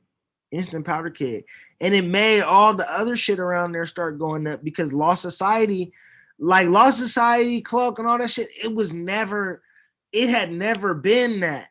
It had never been that. Like we really took that shit up a couple notches. Like yeah, U Street is definitely. I mean, who knows what's gonna happen to U Street now? But we were all beneficiaries of extremely good timing, great timing. And then like the Howard shit is all promotion, and then the DC shit is all muscle. Like you need people, like because the Howard shit is finicky sometimes. Like sometimes students don't have money, sometimes they're not old enough, sometimes this, sometimes that. The DC people are gonna make it regular. So once they were able to intertwine that, man, like it's like homecoming weekend. Homecoming weekend is when like DC and Howard is on the same page. All right, hold your thought because that's gonna get into my next question. So perfect. You like put that so perfectly. So thank you. All right, let's get into one of your main times during the year, right? So let me list off the parties. So we got Howard Homecoming, we got the Yard Party, we got the 1,000 Bottle Party. Am I missing? There's like 5 parties I think in total that you do that weekend, right? Well, Twerk Tape Party now. Twerk Tape Party. Okay, yep. And then we also do a big brunch. So like it'll be either called Bad and Boozy or Hangover but they're all trap brunches. Right. Like our brunch situation was so big, and it's also like they're not going to give us credit for it, but the DC brunch situation got as big as it did from both situations mixing.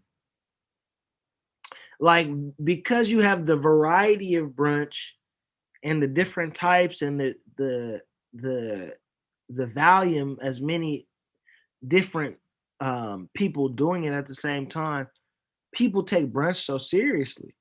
There was a time where Saturday, Friday, Thursday was the biggest night in DC. For the past couple of years, it's been Sunday.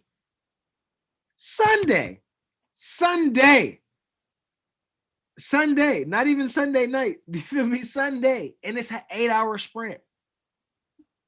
Because we live in a government city. People got to wake up early the next morning. Yeah.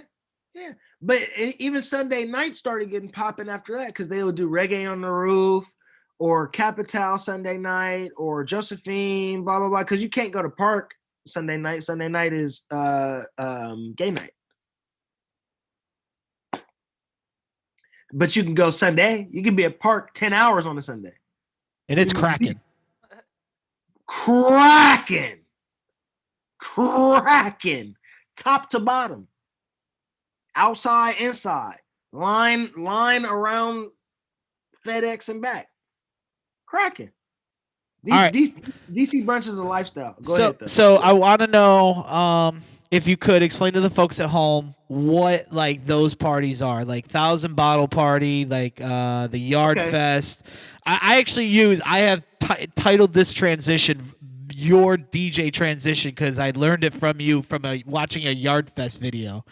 And it's where you went from doing debut into back that ass up. And I use it every time, and I swear to God, it works perfectly every time when you drop the first note of back that ass up into doing the butt. And it's like, I remember seeing that video and watching the reaction. I was just like, I have to do that because that's insane. The reaction he just got because the whole yard went, oh, like they knew what was coming. Like it was insane, dude.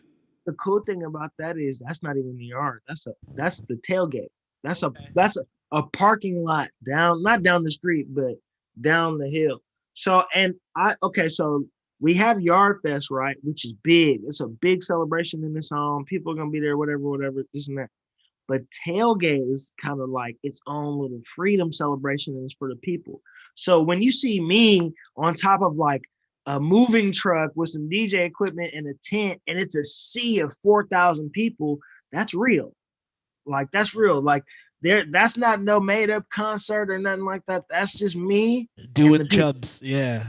Yeah, so that's really hands on. Yard Fest is more like a production because it's like KYS is involved. You kind of gotta like wait your turn, play your part, artist, this and that. But if you're really the lead DJ, head DJ on the show, like you can really do something. Like you can really do something. That reminds me, shout out to DJ Dream because he's really the guy who is the official Howard event DJ. Like he does Charter Day, he does Yard Fest and all that stuff. Like he is the person with the contract. A lot Do of they people don't give know that. when WBCU has their Howard's Hottest? Do you get to DJ Yardfest if you win? WHBC. And Yeah. no, they do not. They do not. They do not. Howard Todd is really it's more for bragging rights than anything. But when you're in our type of situation, bragging rights is everything. Bragging rights, like a lot of people say, like, having 20,000 followers on Twitter, and you don't have 20,000 in the bank. Like, yeah, but that 20,000 is gonna translate if you do it right. You understand? So that it's the equivalent of that. And being the best DJ at Howard is really that's a flex. That's something real, especially if you have the people to back it up. And that's really where it comes in play because you're mobilizing people around you. And in DC or in the world or in any situation, if you're able to press a button and you got some power and you're able to mobilize some people, now you have some promotion capital. And promotion capital is all you need in this game. So you got Yardfest, which is the production. You got the tailgate, which is what I saw. To correct myself. Are you Then good? then you've got the 1,000 bottle party. Let's talk that. Yeah, 1,000 bottles is something we actually put on. So that's like not a private party, but it's a party outside of an actual school event. But we put it on as like the Yard Fest Right. after party. So it's the big homecoming party. If you want to go to a bash, like outstanding, drink till you can't think, you don't know who's gonna show up. Like we've had Bobby Schmurder, Lil I was Uzi. gonna say Bobby Schmurt. I was gonna say that. I was like, I remember seeing that video of Bobby Schmurt at 1,000 bottle party, and he just got released from prison. So Yeah, like we've had them all. We've had them all, and we've had them early too. Paid the fee, like had them all, had them all. So for me, 1,000 bottles is really um uh not only a catalyst but like a trademark event. It's something they can't take from us, and we can throw it years to come, for years to come, years later, and everything else. So that's a blessing. 1,000 bottles is a blessing. Like Trill Grill, 1,000 bottles, like they can't take that from us. Like yeah, that's such a cool name too. Like 1,000 bottles, Trill Grill. Like, come on, well, man. look, 1,000. We got the name 1,000 bottles because the first party we threw, that I wasn't even there for that. The very first 1,000 bottles party, everybody took home a bottle. Everybody got a bottle with your ticket. It came with your own champagne bottle. It's also open bar, but you also get your own bottle. So from that, people were like, I got to be involved in this next party. And then we took it to homecoming, and then that's where I got involved. And then that's where it just took off. Shout out to DJ Premonition. He was the person DJing before me, but once he handed off that baton and went to go start DJing this party called the Old Howard Gala, it really allowed me to have some freedom with it, and we really took it up. Yeah, I really can't wait to see that in person someday. I really can't. I would love to just be a fly on the wall and see that. Once it comes back, you can drive or something. Yeah, I mean, I don't know if I'm ready for that, but we'll You don't get want there. to. You don't want to drive to the party? Oh, Me? drive to the party? Yeah, you can drive for me, and then you Yeah, can of be course I got you, bro. You know I always got you on rides. Come on now. yeah, come, yeah. I always need somebody to drive. I'll be your what's his name that had the weed, the food, and everything for your Nipsey Hustle gig on the 13th. I'll be that dude. I will be that guy for you. I already got a designated weed person. You got family. You gotta have your family. I'll be your driver. I can drive. I know that. I'm solid driver. No, because look, if we get pulled over, it's like you good. You I'm solid. good. I don't drink, so it's all straight. And you white, so it's like just had to throw that there, huh? Sorry, officer, you got to talk to the white man, not me. Excuse me, sir. You're gonna have to talk to my white friend over here. His name's John. Officer, you got to talk to my representative. Yep. But no, yeah. So those are legendary and staple hallmark homecoming events that I've not only done but done multiple times. Like I've done not 8 Yard Fest, but like 6 Yard Fest. You know, like fun, big fun. Big fun. 5 in a row. 5 in a row. Is there any real quick, because I have 3 more questions for you. Yeah. Best Yard Fest in your opinion? The best? Ooh, the Drake one was pretty good. That was 2009 when Drake. No, 2012? Yeah, fall 12. Why do I keep saying 9 for some reason? I don't know why I keep saying 9 tonight. I watched the documentary today and you're in the whole thing, and I was like, I got to get these dates right. But yeah, I mean, that's what weed does to you, but hey, it is what it is. Fall 2012, he came.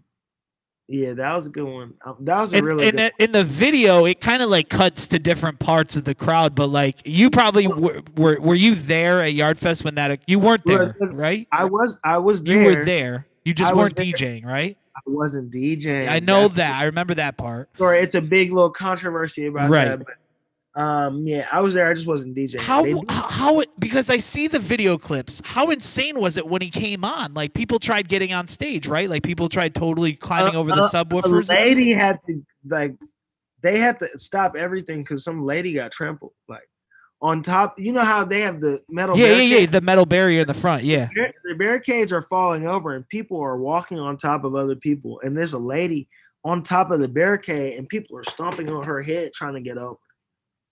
Yeah. So that was interesante, por favor. How long did they just like what? Just say, yo, we gotta stop. Like, give us 5 minutes. He's here. We know he's here. Like, he's gonna perform. Like, just chill. Like, the funny thing was, the funny thing was like, the only reason how I knew is because when 2 Chainz was performing, the stage started moving real weird. Like everybody started clearing out and going to certain section on the stage. And that's when you know, like, hey, something's going on. Like if you've ever been to stage production, you know, when people start moving off a stage or extra people start coming on, something's finna happen. So what ends up going on, 2 Chainz and Drake have a song out called No Lie. Yep. So 2 Chainz goes into No Lie. And then second verse comes on, and then it's Drake part. And he like, sing Drake part. And then blah, blah, blah, blah, blah, blah. And then all of a sudden, damn, that makes 2 of us. And then Drake come out.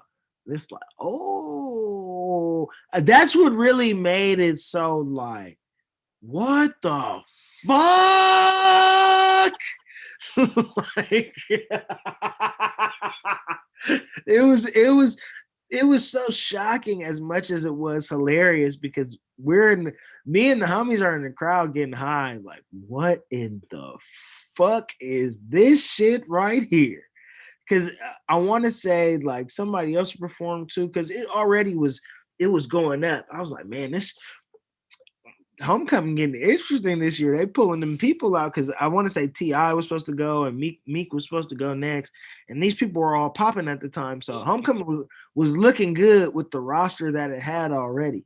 And I want to say French had performed or somebody had already performed, so it was star-studded. But when that motherfucker came out and did that bullshit and said, "Damn, that takes two of us," and then cut the song and then ran the song back and did the verse over, I was like, oh shit, oh shit.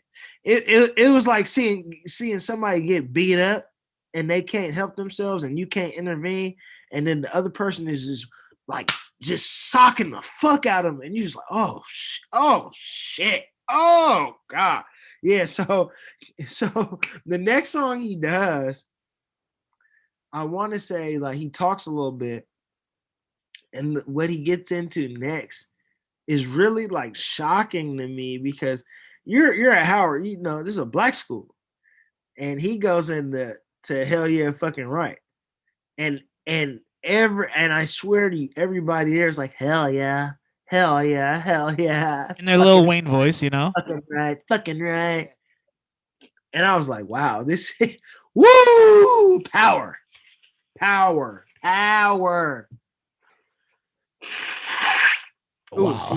I mean, and this was 2012, so Drake had just released like Take Care.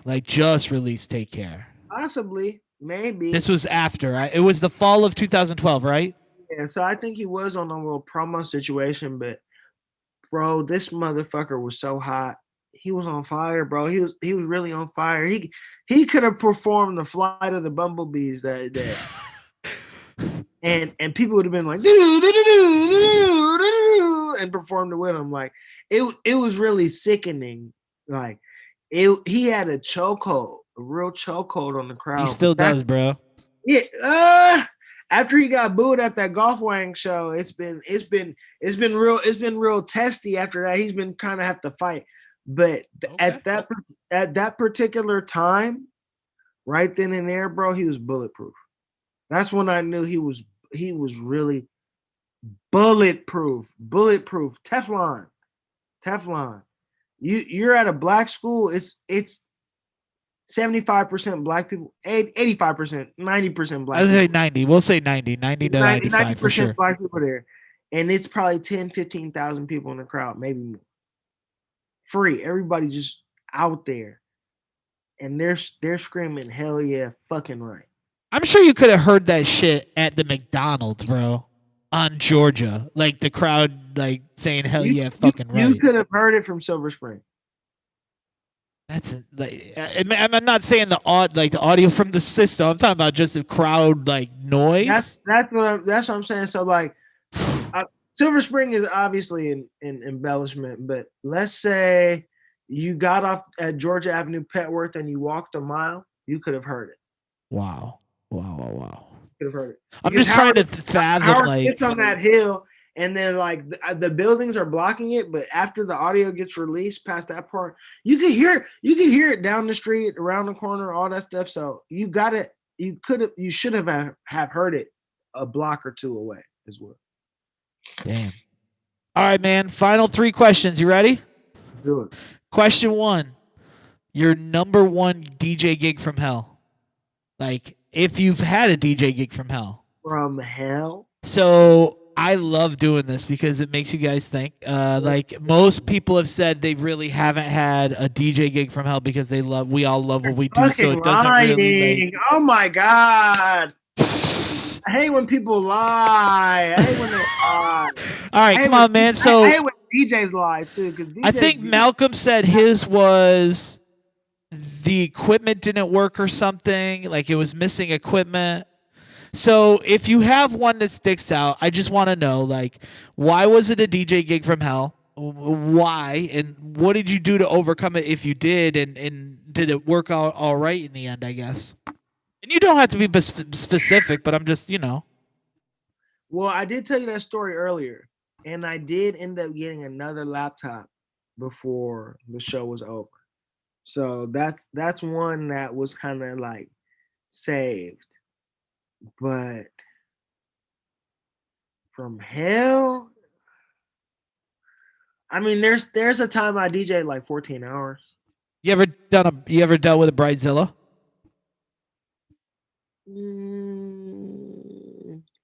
No, they pay me too much for that. They pay me too much for that. Solid answer. They pay me too much for that because to get you a chubby wedding, I pretty much anticipate you're gonna be difficult. And if you're not difficult, it's just easier for me. Like you can't shake me in that department. That's not you can't be no bridezilla with me because what are you gonna do? Give me more directions? That's only gonna make me do better. Play this right now. Yes, thank you. I needed that. I like it. Yes, like people think that telling DJs what to do and play like gonna shake them or break them, and for me, like you can look stupid if you want to. It's not gonna make me look bad. All I'm gonna say is she told me to play that. Facts. Yeah, and when it comes to a wedding, like you only messing your own stuff up because if you got a first dance song you don't like, or this song you don't like, or a playlist you don't like, that's on you. You have the meetings beforehand. I have several meetings. We have like spiritual all kind of stuff. Like I'm thorough with mine. I really like. I can do it easy. I can do it hard. However you want to do it. If you want to get your perfect day perfect. There it is, folks. If you want to get your perfect day perfect, please hire my man DJ Chubb E Swagg for your wedding. But yeah, no bridezillas. No bridezillas. The most difficult gigs are gigs where promoters don't do their jobs, and you have to overcompensate, or the person paying you doesn't know what they want and ends up getting something and then it isn't what they want. And that the miscommunications happen often, but that's why you kind of have to do your due diligence beforehand. But the promoter aspect is real finicky because it's like they can set you up for failure. Promoters, some owners too, club owners, like because they'll intervene when they don't need to. Yep. And because they don't always know DJing or know the sport or merit or everything else, like they're gonna make you into something that works for their system rather than nurtures and fosters your growth. I like that. That's a very solid, true statement in the art form of nightclub DJing and dealing with promoters and club owners. 110%. Yeah, so it's just managing and communicating proper expectations. That's all. All right, man. So far, I've yet to have a DJ. Well, I mean, Malcolm did come through and said, this was this because of this. So shout out to Malcolm. All right. Second, 2/3 through. All right, we got one more after this. Oh, another thing, and okay, DJs, we not really supposed to like shit on bad stuff like other DJs and other shit like that. So I kind of got to protect the innocent. There's times where I haven't gotten paid and had to open up. I mean, I think we all have, right? I think that's part of the job. Like that's part of like, I don't know. I think that's kind of. I look at those days as like tests. Like, are you really about this shit? Like, are you really okay with going home, not getting paid one night, not getting any sleep, waking up the next day, going to your terrible ass 9 to 5, and then going back out the next night and DJing again in hopes that it's a better night? Yeah, or living off of it, and then you can't eat that night or that week. Exactly. So yeah. Next question, though. I'm trying. All right, man. Next question is actually a food question because I mean, look at this body right here. I love food. You're coming home. All right. So you mentioned Leo's Tacos. So I think you technically answered this in a way, but it's all good. You're coming home from a gig. What is like what if you? Okay, let's do this. You're in DC. You're on the East Coast because we already know West Coast. It's Leo's Tacos. East Coast food. What is like your must have after like a gig or like some food on the East Coast that you just have to have when you're on the East Coast?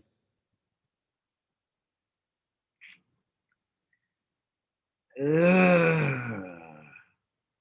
East Coast is like Northeast too. So, oh, that's hard. Because Can I everything else, specify DC? Would it make it easier if I said just in the DMV area? Like you have a favorite food spot in DMV? shit. If I'm in DC, I'm probably cooking after work, honestly. Because we Dude, you get cook off some phenomenal food. Like I have to admit, like I've seen the food that you cook, and I kudos, bro. You know how to cook. and we get off so late, and then places like all the good food places aren't open late often. But I will say this: Surfside, for me, Surfside was so dependable for a long time. Surfside, the diner or the coop, steak and egg, Diner. horse and Dickies, all that stuff. But Jerome mentioned steak and eggs. That's but a lot of people don't go up that far north. well, look, I'll keep. I'm the DC 24/7 captain, or DMV. So like College Park Diner, 24/7. There's one in Virginia my girlfriend and I went to. I can't think of the name of it. It's right in Arlington area, I want to say. The It's right next to a gas station. Bob and Edith. That's it. That is it. And I was having a terrible morning because of my stomach, and I was like, let me get some applesauce because I know applesauce works really well to settle my stomach. Yo, they make homemade applesauce at Bob and Eden's, like homemade. Like it's not just like, Mott's applesauce, big jug, scoop into the thing. Nah, they crush up the apples. They blend that shit up. Like that's homemade applesauce. So I don't know. My dad's raised me with 24-hour diner food. Like he's always been like that's the type of person my dad is. Right? Is And like in LA, we got it's a thing. some of the best diners known to man because the weather is so good year round. So it's like Cantor's. I mean, Cantor's not the best, but What's for that me, famous diner that you always go to that's in all the movies? oh, Pans. That's the one with like it's kind of like triangular in the front.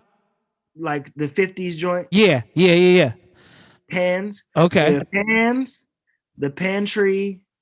Um, but there's another one. But yeah, I know the one you're talking about. Pans. That's Pans. That's Pans. All right, Chubbs. Last question, man. Dude, thank you. By the way, thank you so much for your time tonight. This is so dope. Last question. Oh, El Chucho too. El Chucho be open sometime late. You can get some tacos late, but the Leos are all right. Let's just get this clear now. DC late food is just weird. It's Yeah, just weird. I agree. It's hard. It's hard. I wish we had a taco spot in DC that's late night, like a taco truck somewhere. That would be dope. It might be time for Chubby smoothie and taco. Ooh, okay. Infuse smoothie and taco, please. Thank you. Anyways, okay. You mentioned I want to go this before I go on to my last question. Favorite taco spot? Is it Leo's? Is that the spot, your opinion? Okay, Leo's is my favorite taco spot for quick. Mama's is my favorite taco spot for like black people tacos. Now, if I want Mexican cuisine, my favorite Mexican food place is Paco's Tacos on Centinela. It has to be the Centinela one. This was the one in Jerry Maguire. Has to be the Centinela. I swear to you, their abuela she's in there making the tortillas by hand.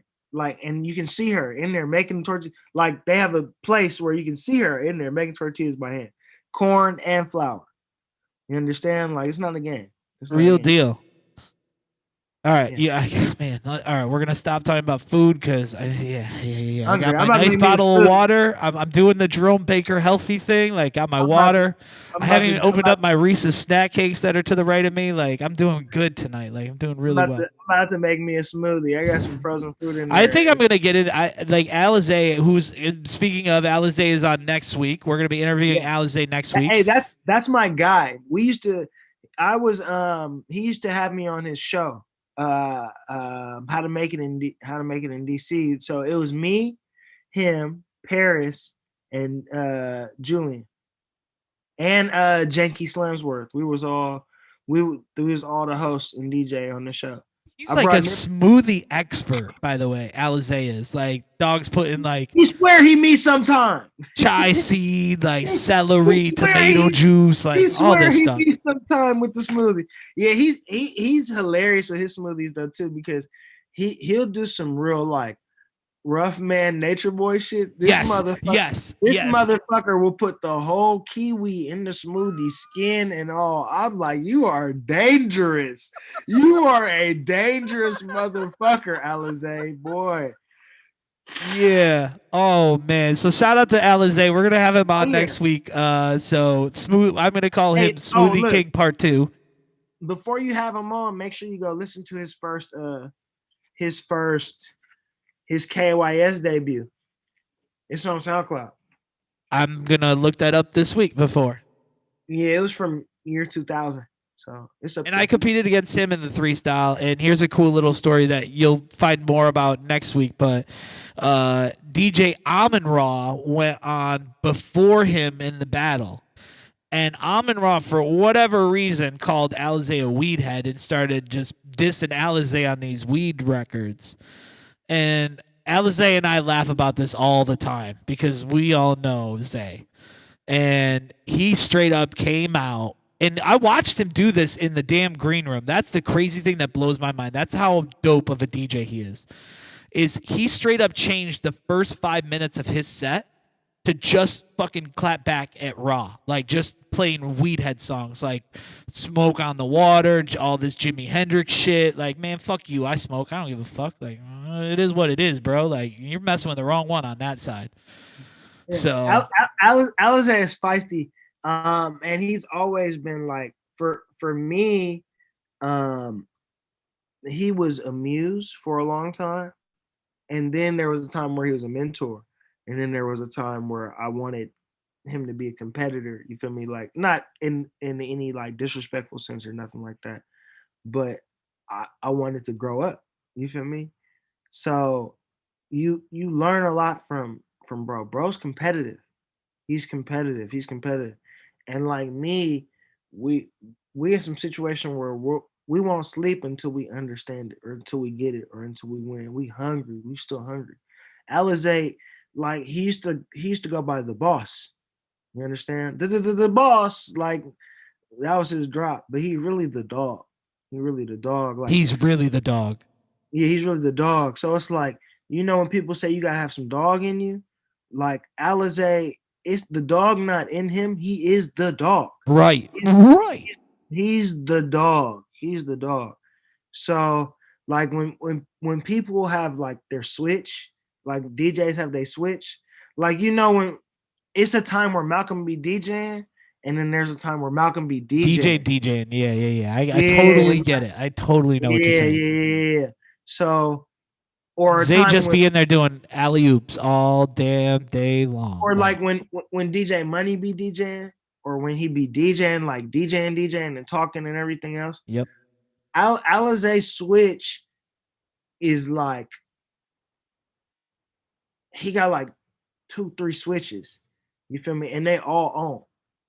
They all on at the same time. So when he come in, he already on. It's already a certain level once he get on the tables. But then after that, if it's some people there, it's like, oh, let's have some fun. Let's boogie. But if you ever make the mistake of like pushing the button on bro, like, I feel sorry for you. I feel very sorry for you. I feel sorry for you. We used to have this, like, Jay-Z has this line, like, they used to argue like, who's the best MC, Biggie, Jay-Z, or Nas?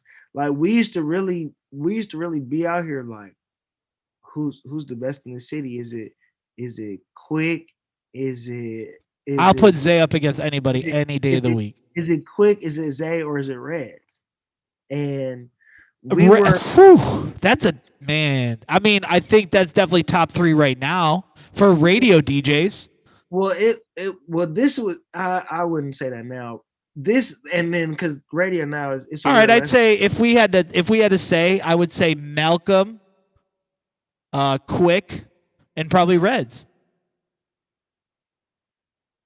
All right. I mean, like, That's fine.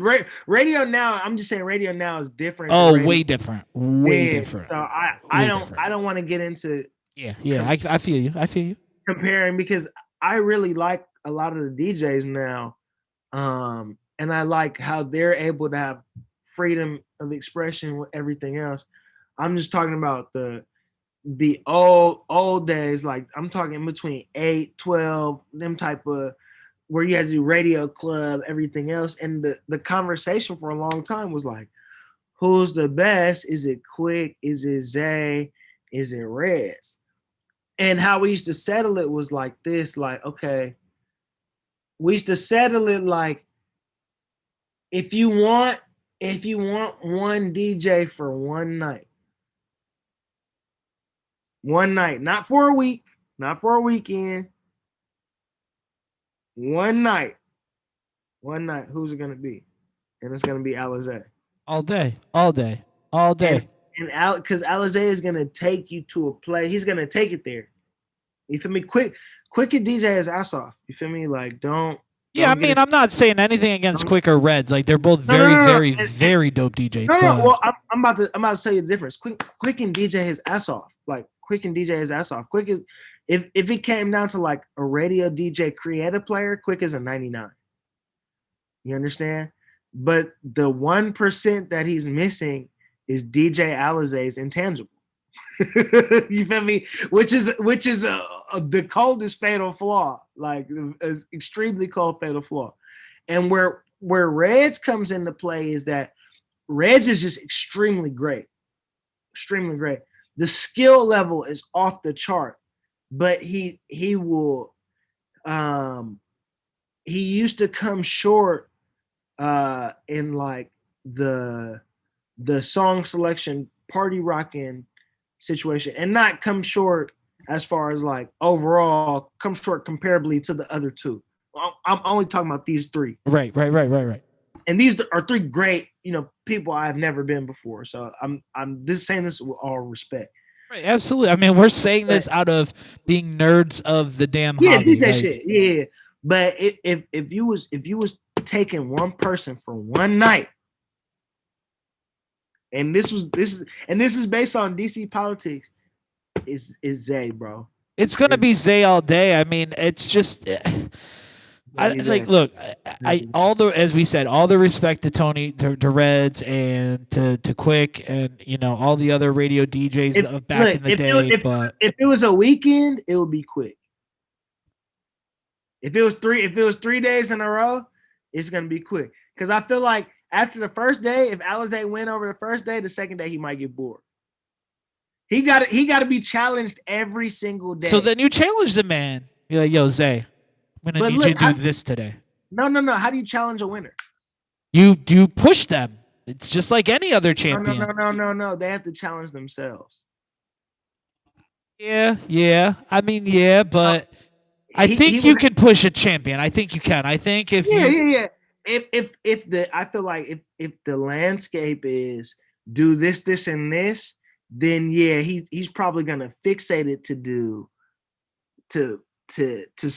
split it over that 3. Whereas Quick is gonna give you his all every single day each time.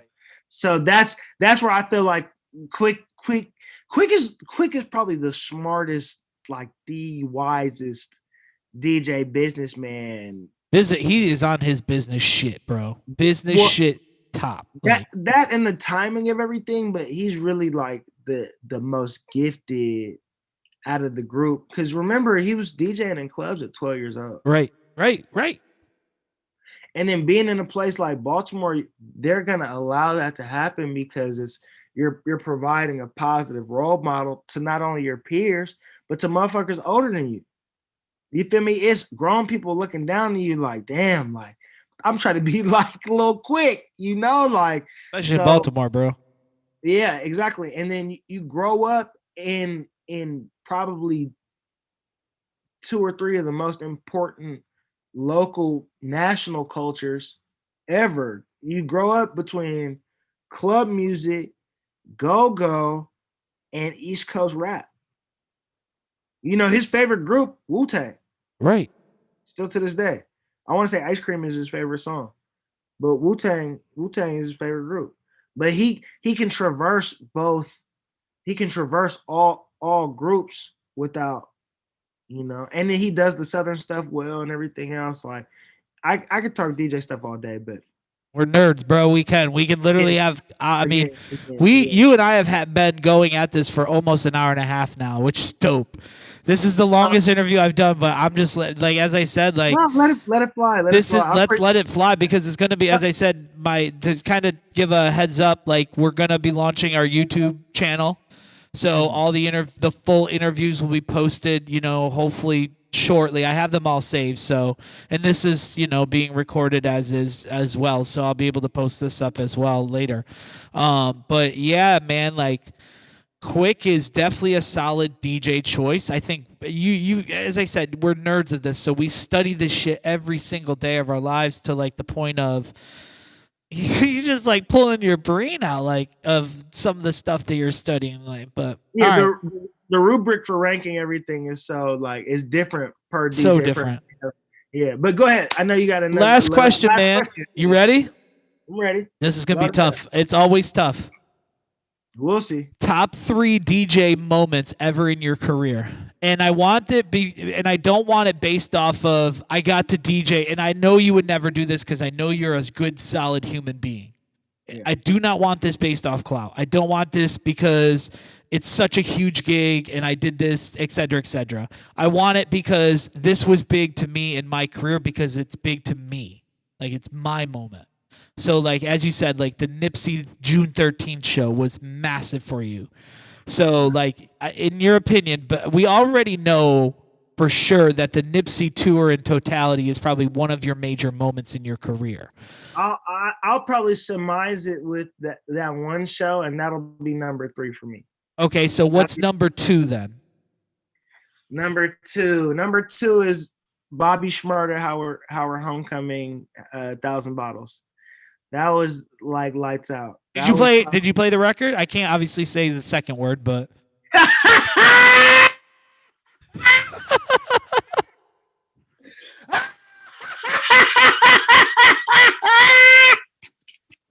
got you to laugh tonight, at least.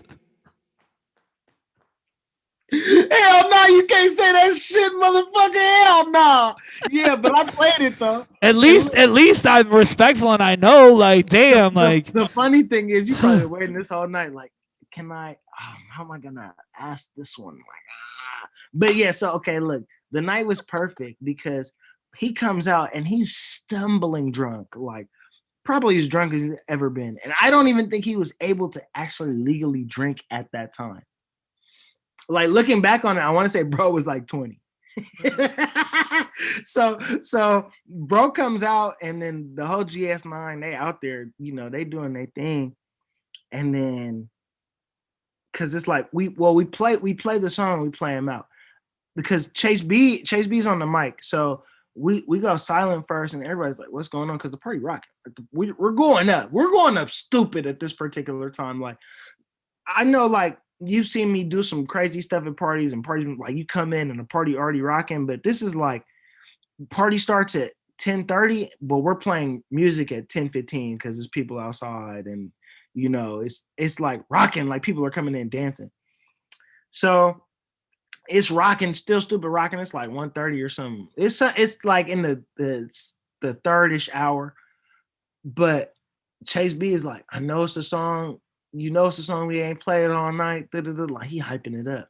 All of a sudden, I'm doing the background part. That because it's like a siren. And right. How it start with the little clap, the Jalil beats. So, what ends up happening is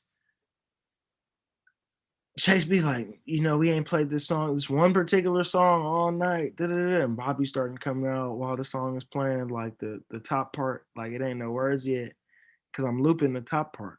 And then niggas start seeing Bobby, and they like yelling, like niggas are like, oh my God, like that's, and then it's getting intense, like people are getting anxious. I take the 8-bar loop off, it starts from the top. again, but this is the last time it's gonna start from the top because it's gonna drop on the boom. And Chewy, he's a so like it starts at the top. Bobby gets his mic. You feel me? He gets pushed to the front, so people now know that it's true. Like at first, it's like a grumbling yell, like, "Is it? Is it? Is it? I think I see. I think I see it." Now it's like, "Yeah!" Like everyone's like, "Yeah!" So he does the song, and it's like it's rocking. Like when the about a week ago part happened, I seen like stuff falling from the ceiling. It was like not dust, but residue or something. Like the Right. building was actually shaking, like literally things moving, stage rocking. Like Been in those shows before. he did that. Then he goes straight into Bobby Bitch. Go straight into Bobby Bitch. Straight into it, like right after, directly after. And then right after that, goes quiet again, then performs Hot Boy for a second time. I love how you say boy. That's nice of you to be respectful.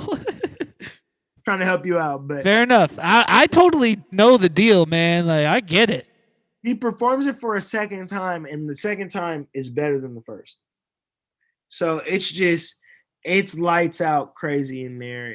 That was it's really hard to top that. It's really hard to top that. Well, if that's number 2, then what's number 1? I got to DJ for Obama.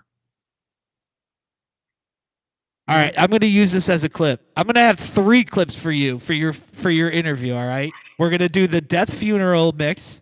We're going to honestly, this is not going to be as good of a clip, but still, man, like you got the DJ for the man, bro. You got the DJ for the man. Like Jerome talks about DJing for the administration party that he did, which is pretty cool because he did the official last party for the Obama administration in Carnegie Library before Apple bought it. So he actually did that, the last event held in Carnegie Library. But go ahead. Second to last. I did the last. Oh, okay. All right. All right. So let's hear the story of DJing for Obama. That day. I did an event the last day, like in the daytime, where they did something. So okay, it was some small, it's minuscule, it's insignificant. My cool DJing for Obama story is different than everybody else's because it's not like he went out of his way to hire me or nothing like that. Like he came to Howard. So back in the day, there used to be really cool, like the really cool thing we used to do all the time was try to get Obama to come to campus because we was one of the few people that had Obama before he was president, like come speak and do everything else. So like once he got formally to DC to be president and everything else, people was like, pay that favor back, but he's it's like when you do a collab with somebody early and then they blow up. It's like, oh yeah, we still cool, like it ain't nothing changed. So Barack used to come all the time for several little stuff, like little stuff all the time.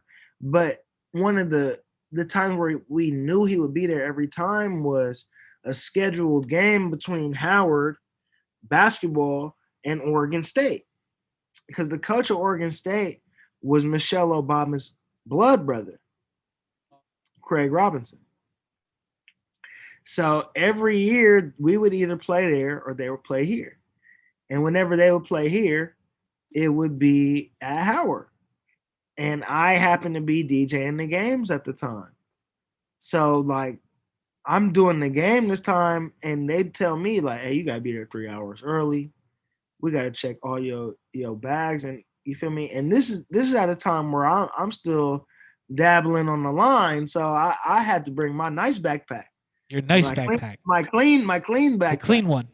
Yeah, I still have the picture because I'm wearing a long sleeve polo shirt with a white collar and some other stuff. I was really trying to fake look nice. I mean, we was wearing polo and everything in college, big time. Like we was fly. But what year were you? You were 08 through 12.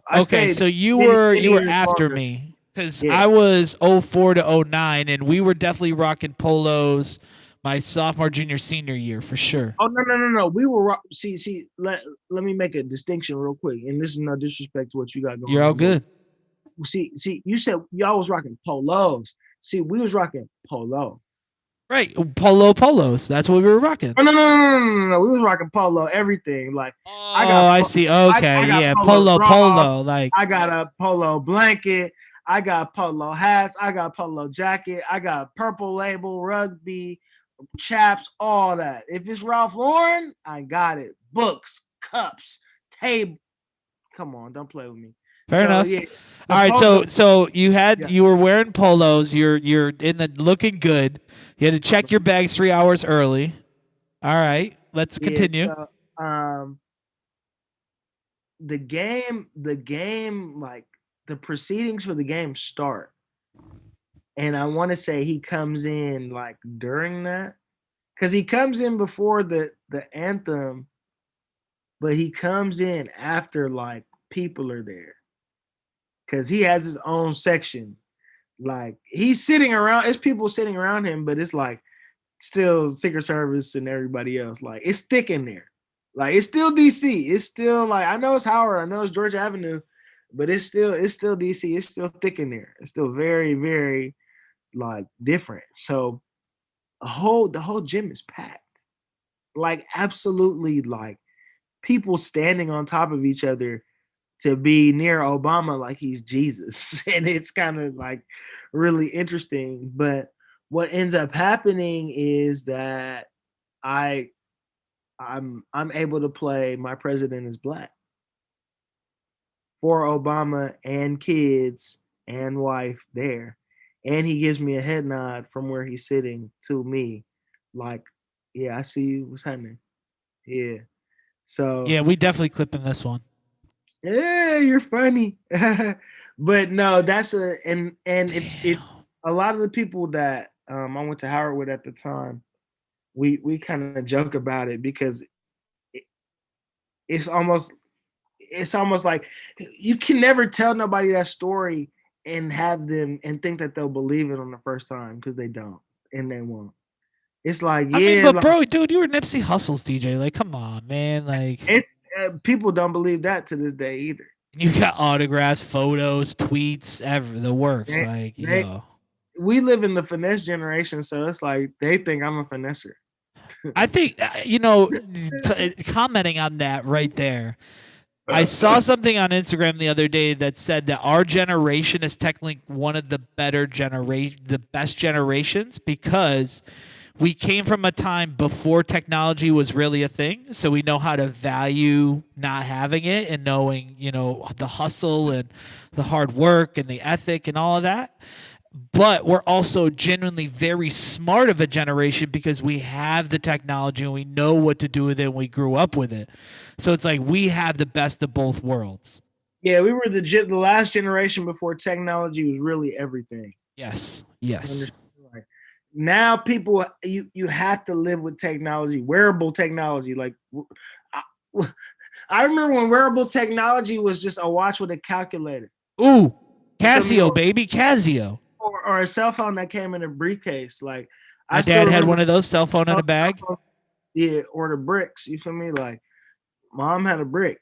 Yeah, he had one in our station wagon. It had a massive antenna on it, and it was like a suction cup antenna. And it was this long wire that would run from the antenna into the box of the phone, and then there would be a cigarette lighter running from the phone into the cigarette plug-in on the car. And that's what powered it. Yo, that was insane. It was insane, dude. I'm so dope that you had that. Yeah. Man.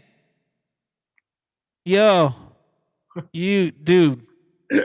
I'm speechless, Chubbs. Like, I'm so happy we had this time tonight. Like, I know this is like me just, being starstruck right now, but I really want you to know, dude, like you mean a lot. You don't have to be starstruck, fool. We actual friends. Like, facts. Like, I was just going to say, dude, like having you in my core and like knowing that you're a friend, like truly genuinely means a lot to me, because your experience and your knowledge is unmatched. I mean, it's as we said in the conversation earlier, you surround yourself with genuine winning people, you're going to win yourself. or you're gonna lose and be on the sideline watching your winning friends. One of the two is gonna happen. And look, surround yourself with some good losers too.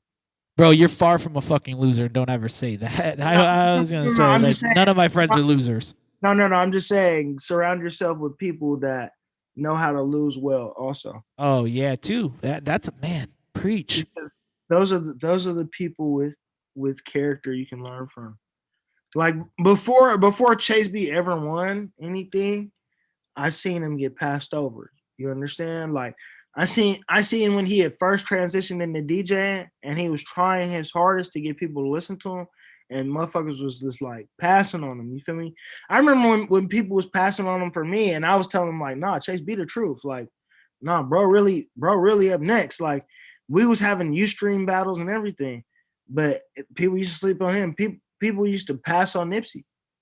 And now that Nipsey gone, it's like people wish they could have some Nipseys. Anything Nipsey. Like a Nipsey verse come out and people running, fucking sprinting now, running to the internet.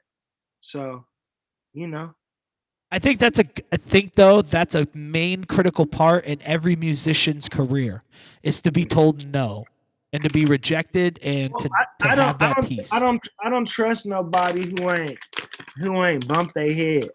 You feel me? That's not real to me. Like if your whole career is manufactured off of wins and no losses, you ain't never lost and never took no L. Like what is your story about? What are you gonna tell me? How are you gonna relate to me?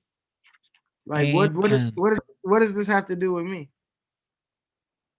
I think that's what really builds your character, in my opinion, is your losses. Like how you come back from your losses really separates yourself and builds your character. Like I'm gonna keep it a bean with you. I'm gonna keep it a bean with you. It's just how you take the losses, because a lot of motherfuckers don't even come back. A lot of people don't even come back, bro. A lot of people get a chance at something or a moment, and that's it. That's all, and that's all it's gonna be. But your character is judged off of how you doing afterwards and how you put it together and your resolve. The wise words from DJ Chubb E Swagg of Inglewood, California, man. Thank you so much for being a part of the show tonight. Seriously. It's all gravy, man. Thank you for having me. I am going to help try to get you some more DJs in here, some diversity, some friends, yes. You know. If you could, it's completely up to you. Yeah. I would absolutely love to do an interview with Chase just to get that story of like how, because, and it's not just because of Chase being Chase, it's because there's more to this story. Like we know your half, we know how Chubb E Swagg came to Chase B, but I want to know how Chase B came to Chubb E Swagg, because that's the full story. And it like, well, I'll tell it to you like this, because I can't operate on somebody else's behalf. I know. And he has management and everything. Absolutely. But I will tell him. I will tell him next time we speak. And then another thing I'll do is next time he's on Twitch, just say it. I want to interview you. Because the cool thing about him is like he cool. He not like he not Hollywood like everybody else. You feel me? Like a lot of people you're not gonna be able to get time and shit like that. So if he's able to do it, he's gonna do it. Now, a lot of times he's not gonna be able to do it. Because remember, shit is about to open up. We about to be seeing some crazy stuff in the next 5 years. Well, look, not only that, but he's about to drop his debut album. Yeah, I've heard rumors. I've heard rumors. Ain't no fucking rumor. The shit finna drop. Well, I know it's going to drop. I'm just saying I've been hearing the rumors like, oh, Chase is going to drop an album. Like that's his own. No. Look, and I can't speak on his behalf, but that motherfucker is coming. Bro, I mean, I've watched Zach, like Zach has broken down. You 4Color Zach, right? Yes. Zach on his streams has broken down Chase's production, like where he mimicked MGMT on that new Travis Scott record, like mimicked it but in a different key. exact like dun dun dun dun dun. You know, it's the dude's a genius. Like, come on, like. But I'm just saying, like, his own project, that's where it's really finna make. That's when you really. I think that's with any like producer / musician, is when they do a self project. That's when you really get to see who OG Chase B is. You know, and it's gonna be coming from that DJ perspective too. So it's like, man, you're gonna see. Because I remember hearing him like when he was first trying to produce some stuff like a long time ago. And I actually asked him a long time ago, like, hey, you gonna let me have that old beat you made from 10 years ago? And I want to say he laughed at me, but bro has always had this ear for something that isn't here yet, but that he might be able to provide. So all the best. All the best. All right, we're gonna end on that note. One more time, Twitch, give it up for my man DJ Chubb E Swagg. Yeah. Dude, thank you. Seriously, from friend to friend, this means a lot. Be safe, be well. I know you're in DC. I'm in upstate. When I get back to DC, I will definitely slide through. Yeah, and I mean, look, I got a gig in Long Island later, so maybe we can. That's like 6 hours from me. I know. I'm just saying, maybe we can. Everybody gets it. Like, it's all good, man. Everybody thinks I'm like so close to the city. It's like, nope, I'm about 6 hours. I wasn't even gonna say that. I said I have a gig in Long Island and I'm gonna be staying, so I might come see you after. Hey, like, bro, it's 6 hours. It's 6 hours from you, but it's 10 hours from me. True. So at least we're a little closer. Bro, yeah, what is it? Mikasa Sukasa. So it's for real. Hey, day nada, trade nada. It's all good. Cater nada. All right, man. Let me get this switched over to commercial break real quick. Coming up next, we got the DMV top 10 music videos of the week. One more time, DJ Chubb E Swagg, thank you so much. Coming up next week, we got DJ Alizé in the chat, interviewing him and finding out how Wale came to fruition with him. And yeah, Chubbs, thank you so much, my guy. Have a great rest of your night. Happy 4 hour ahead. And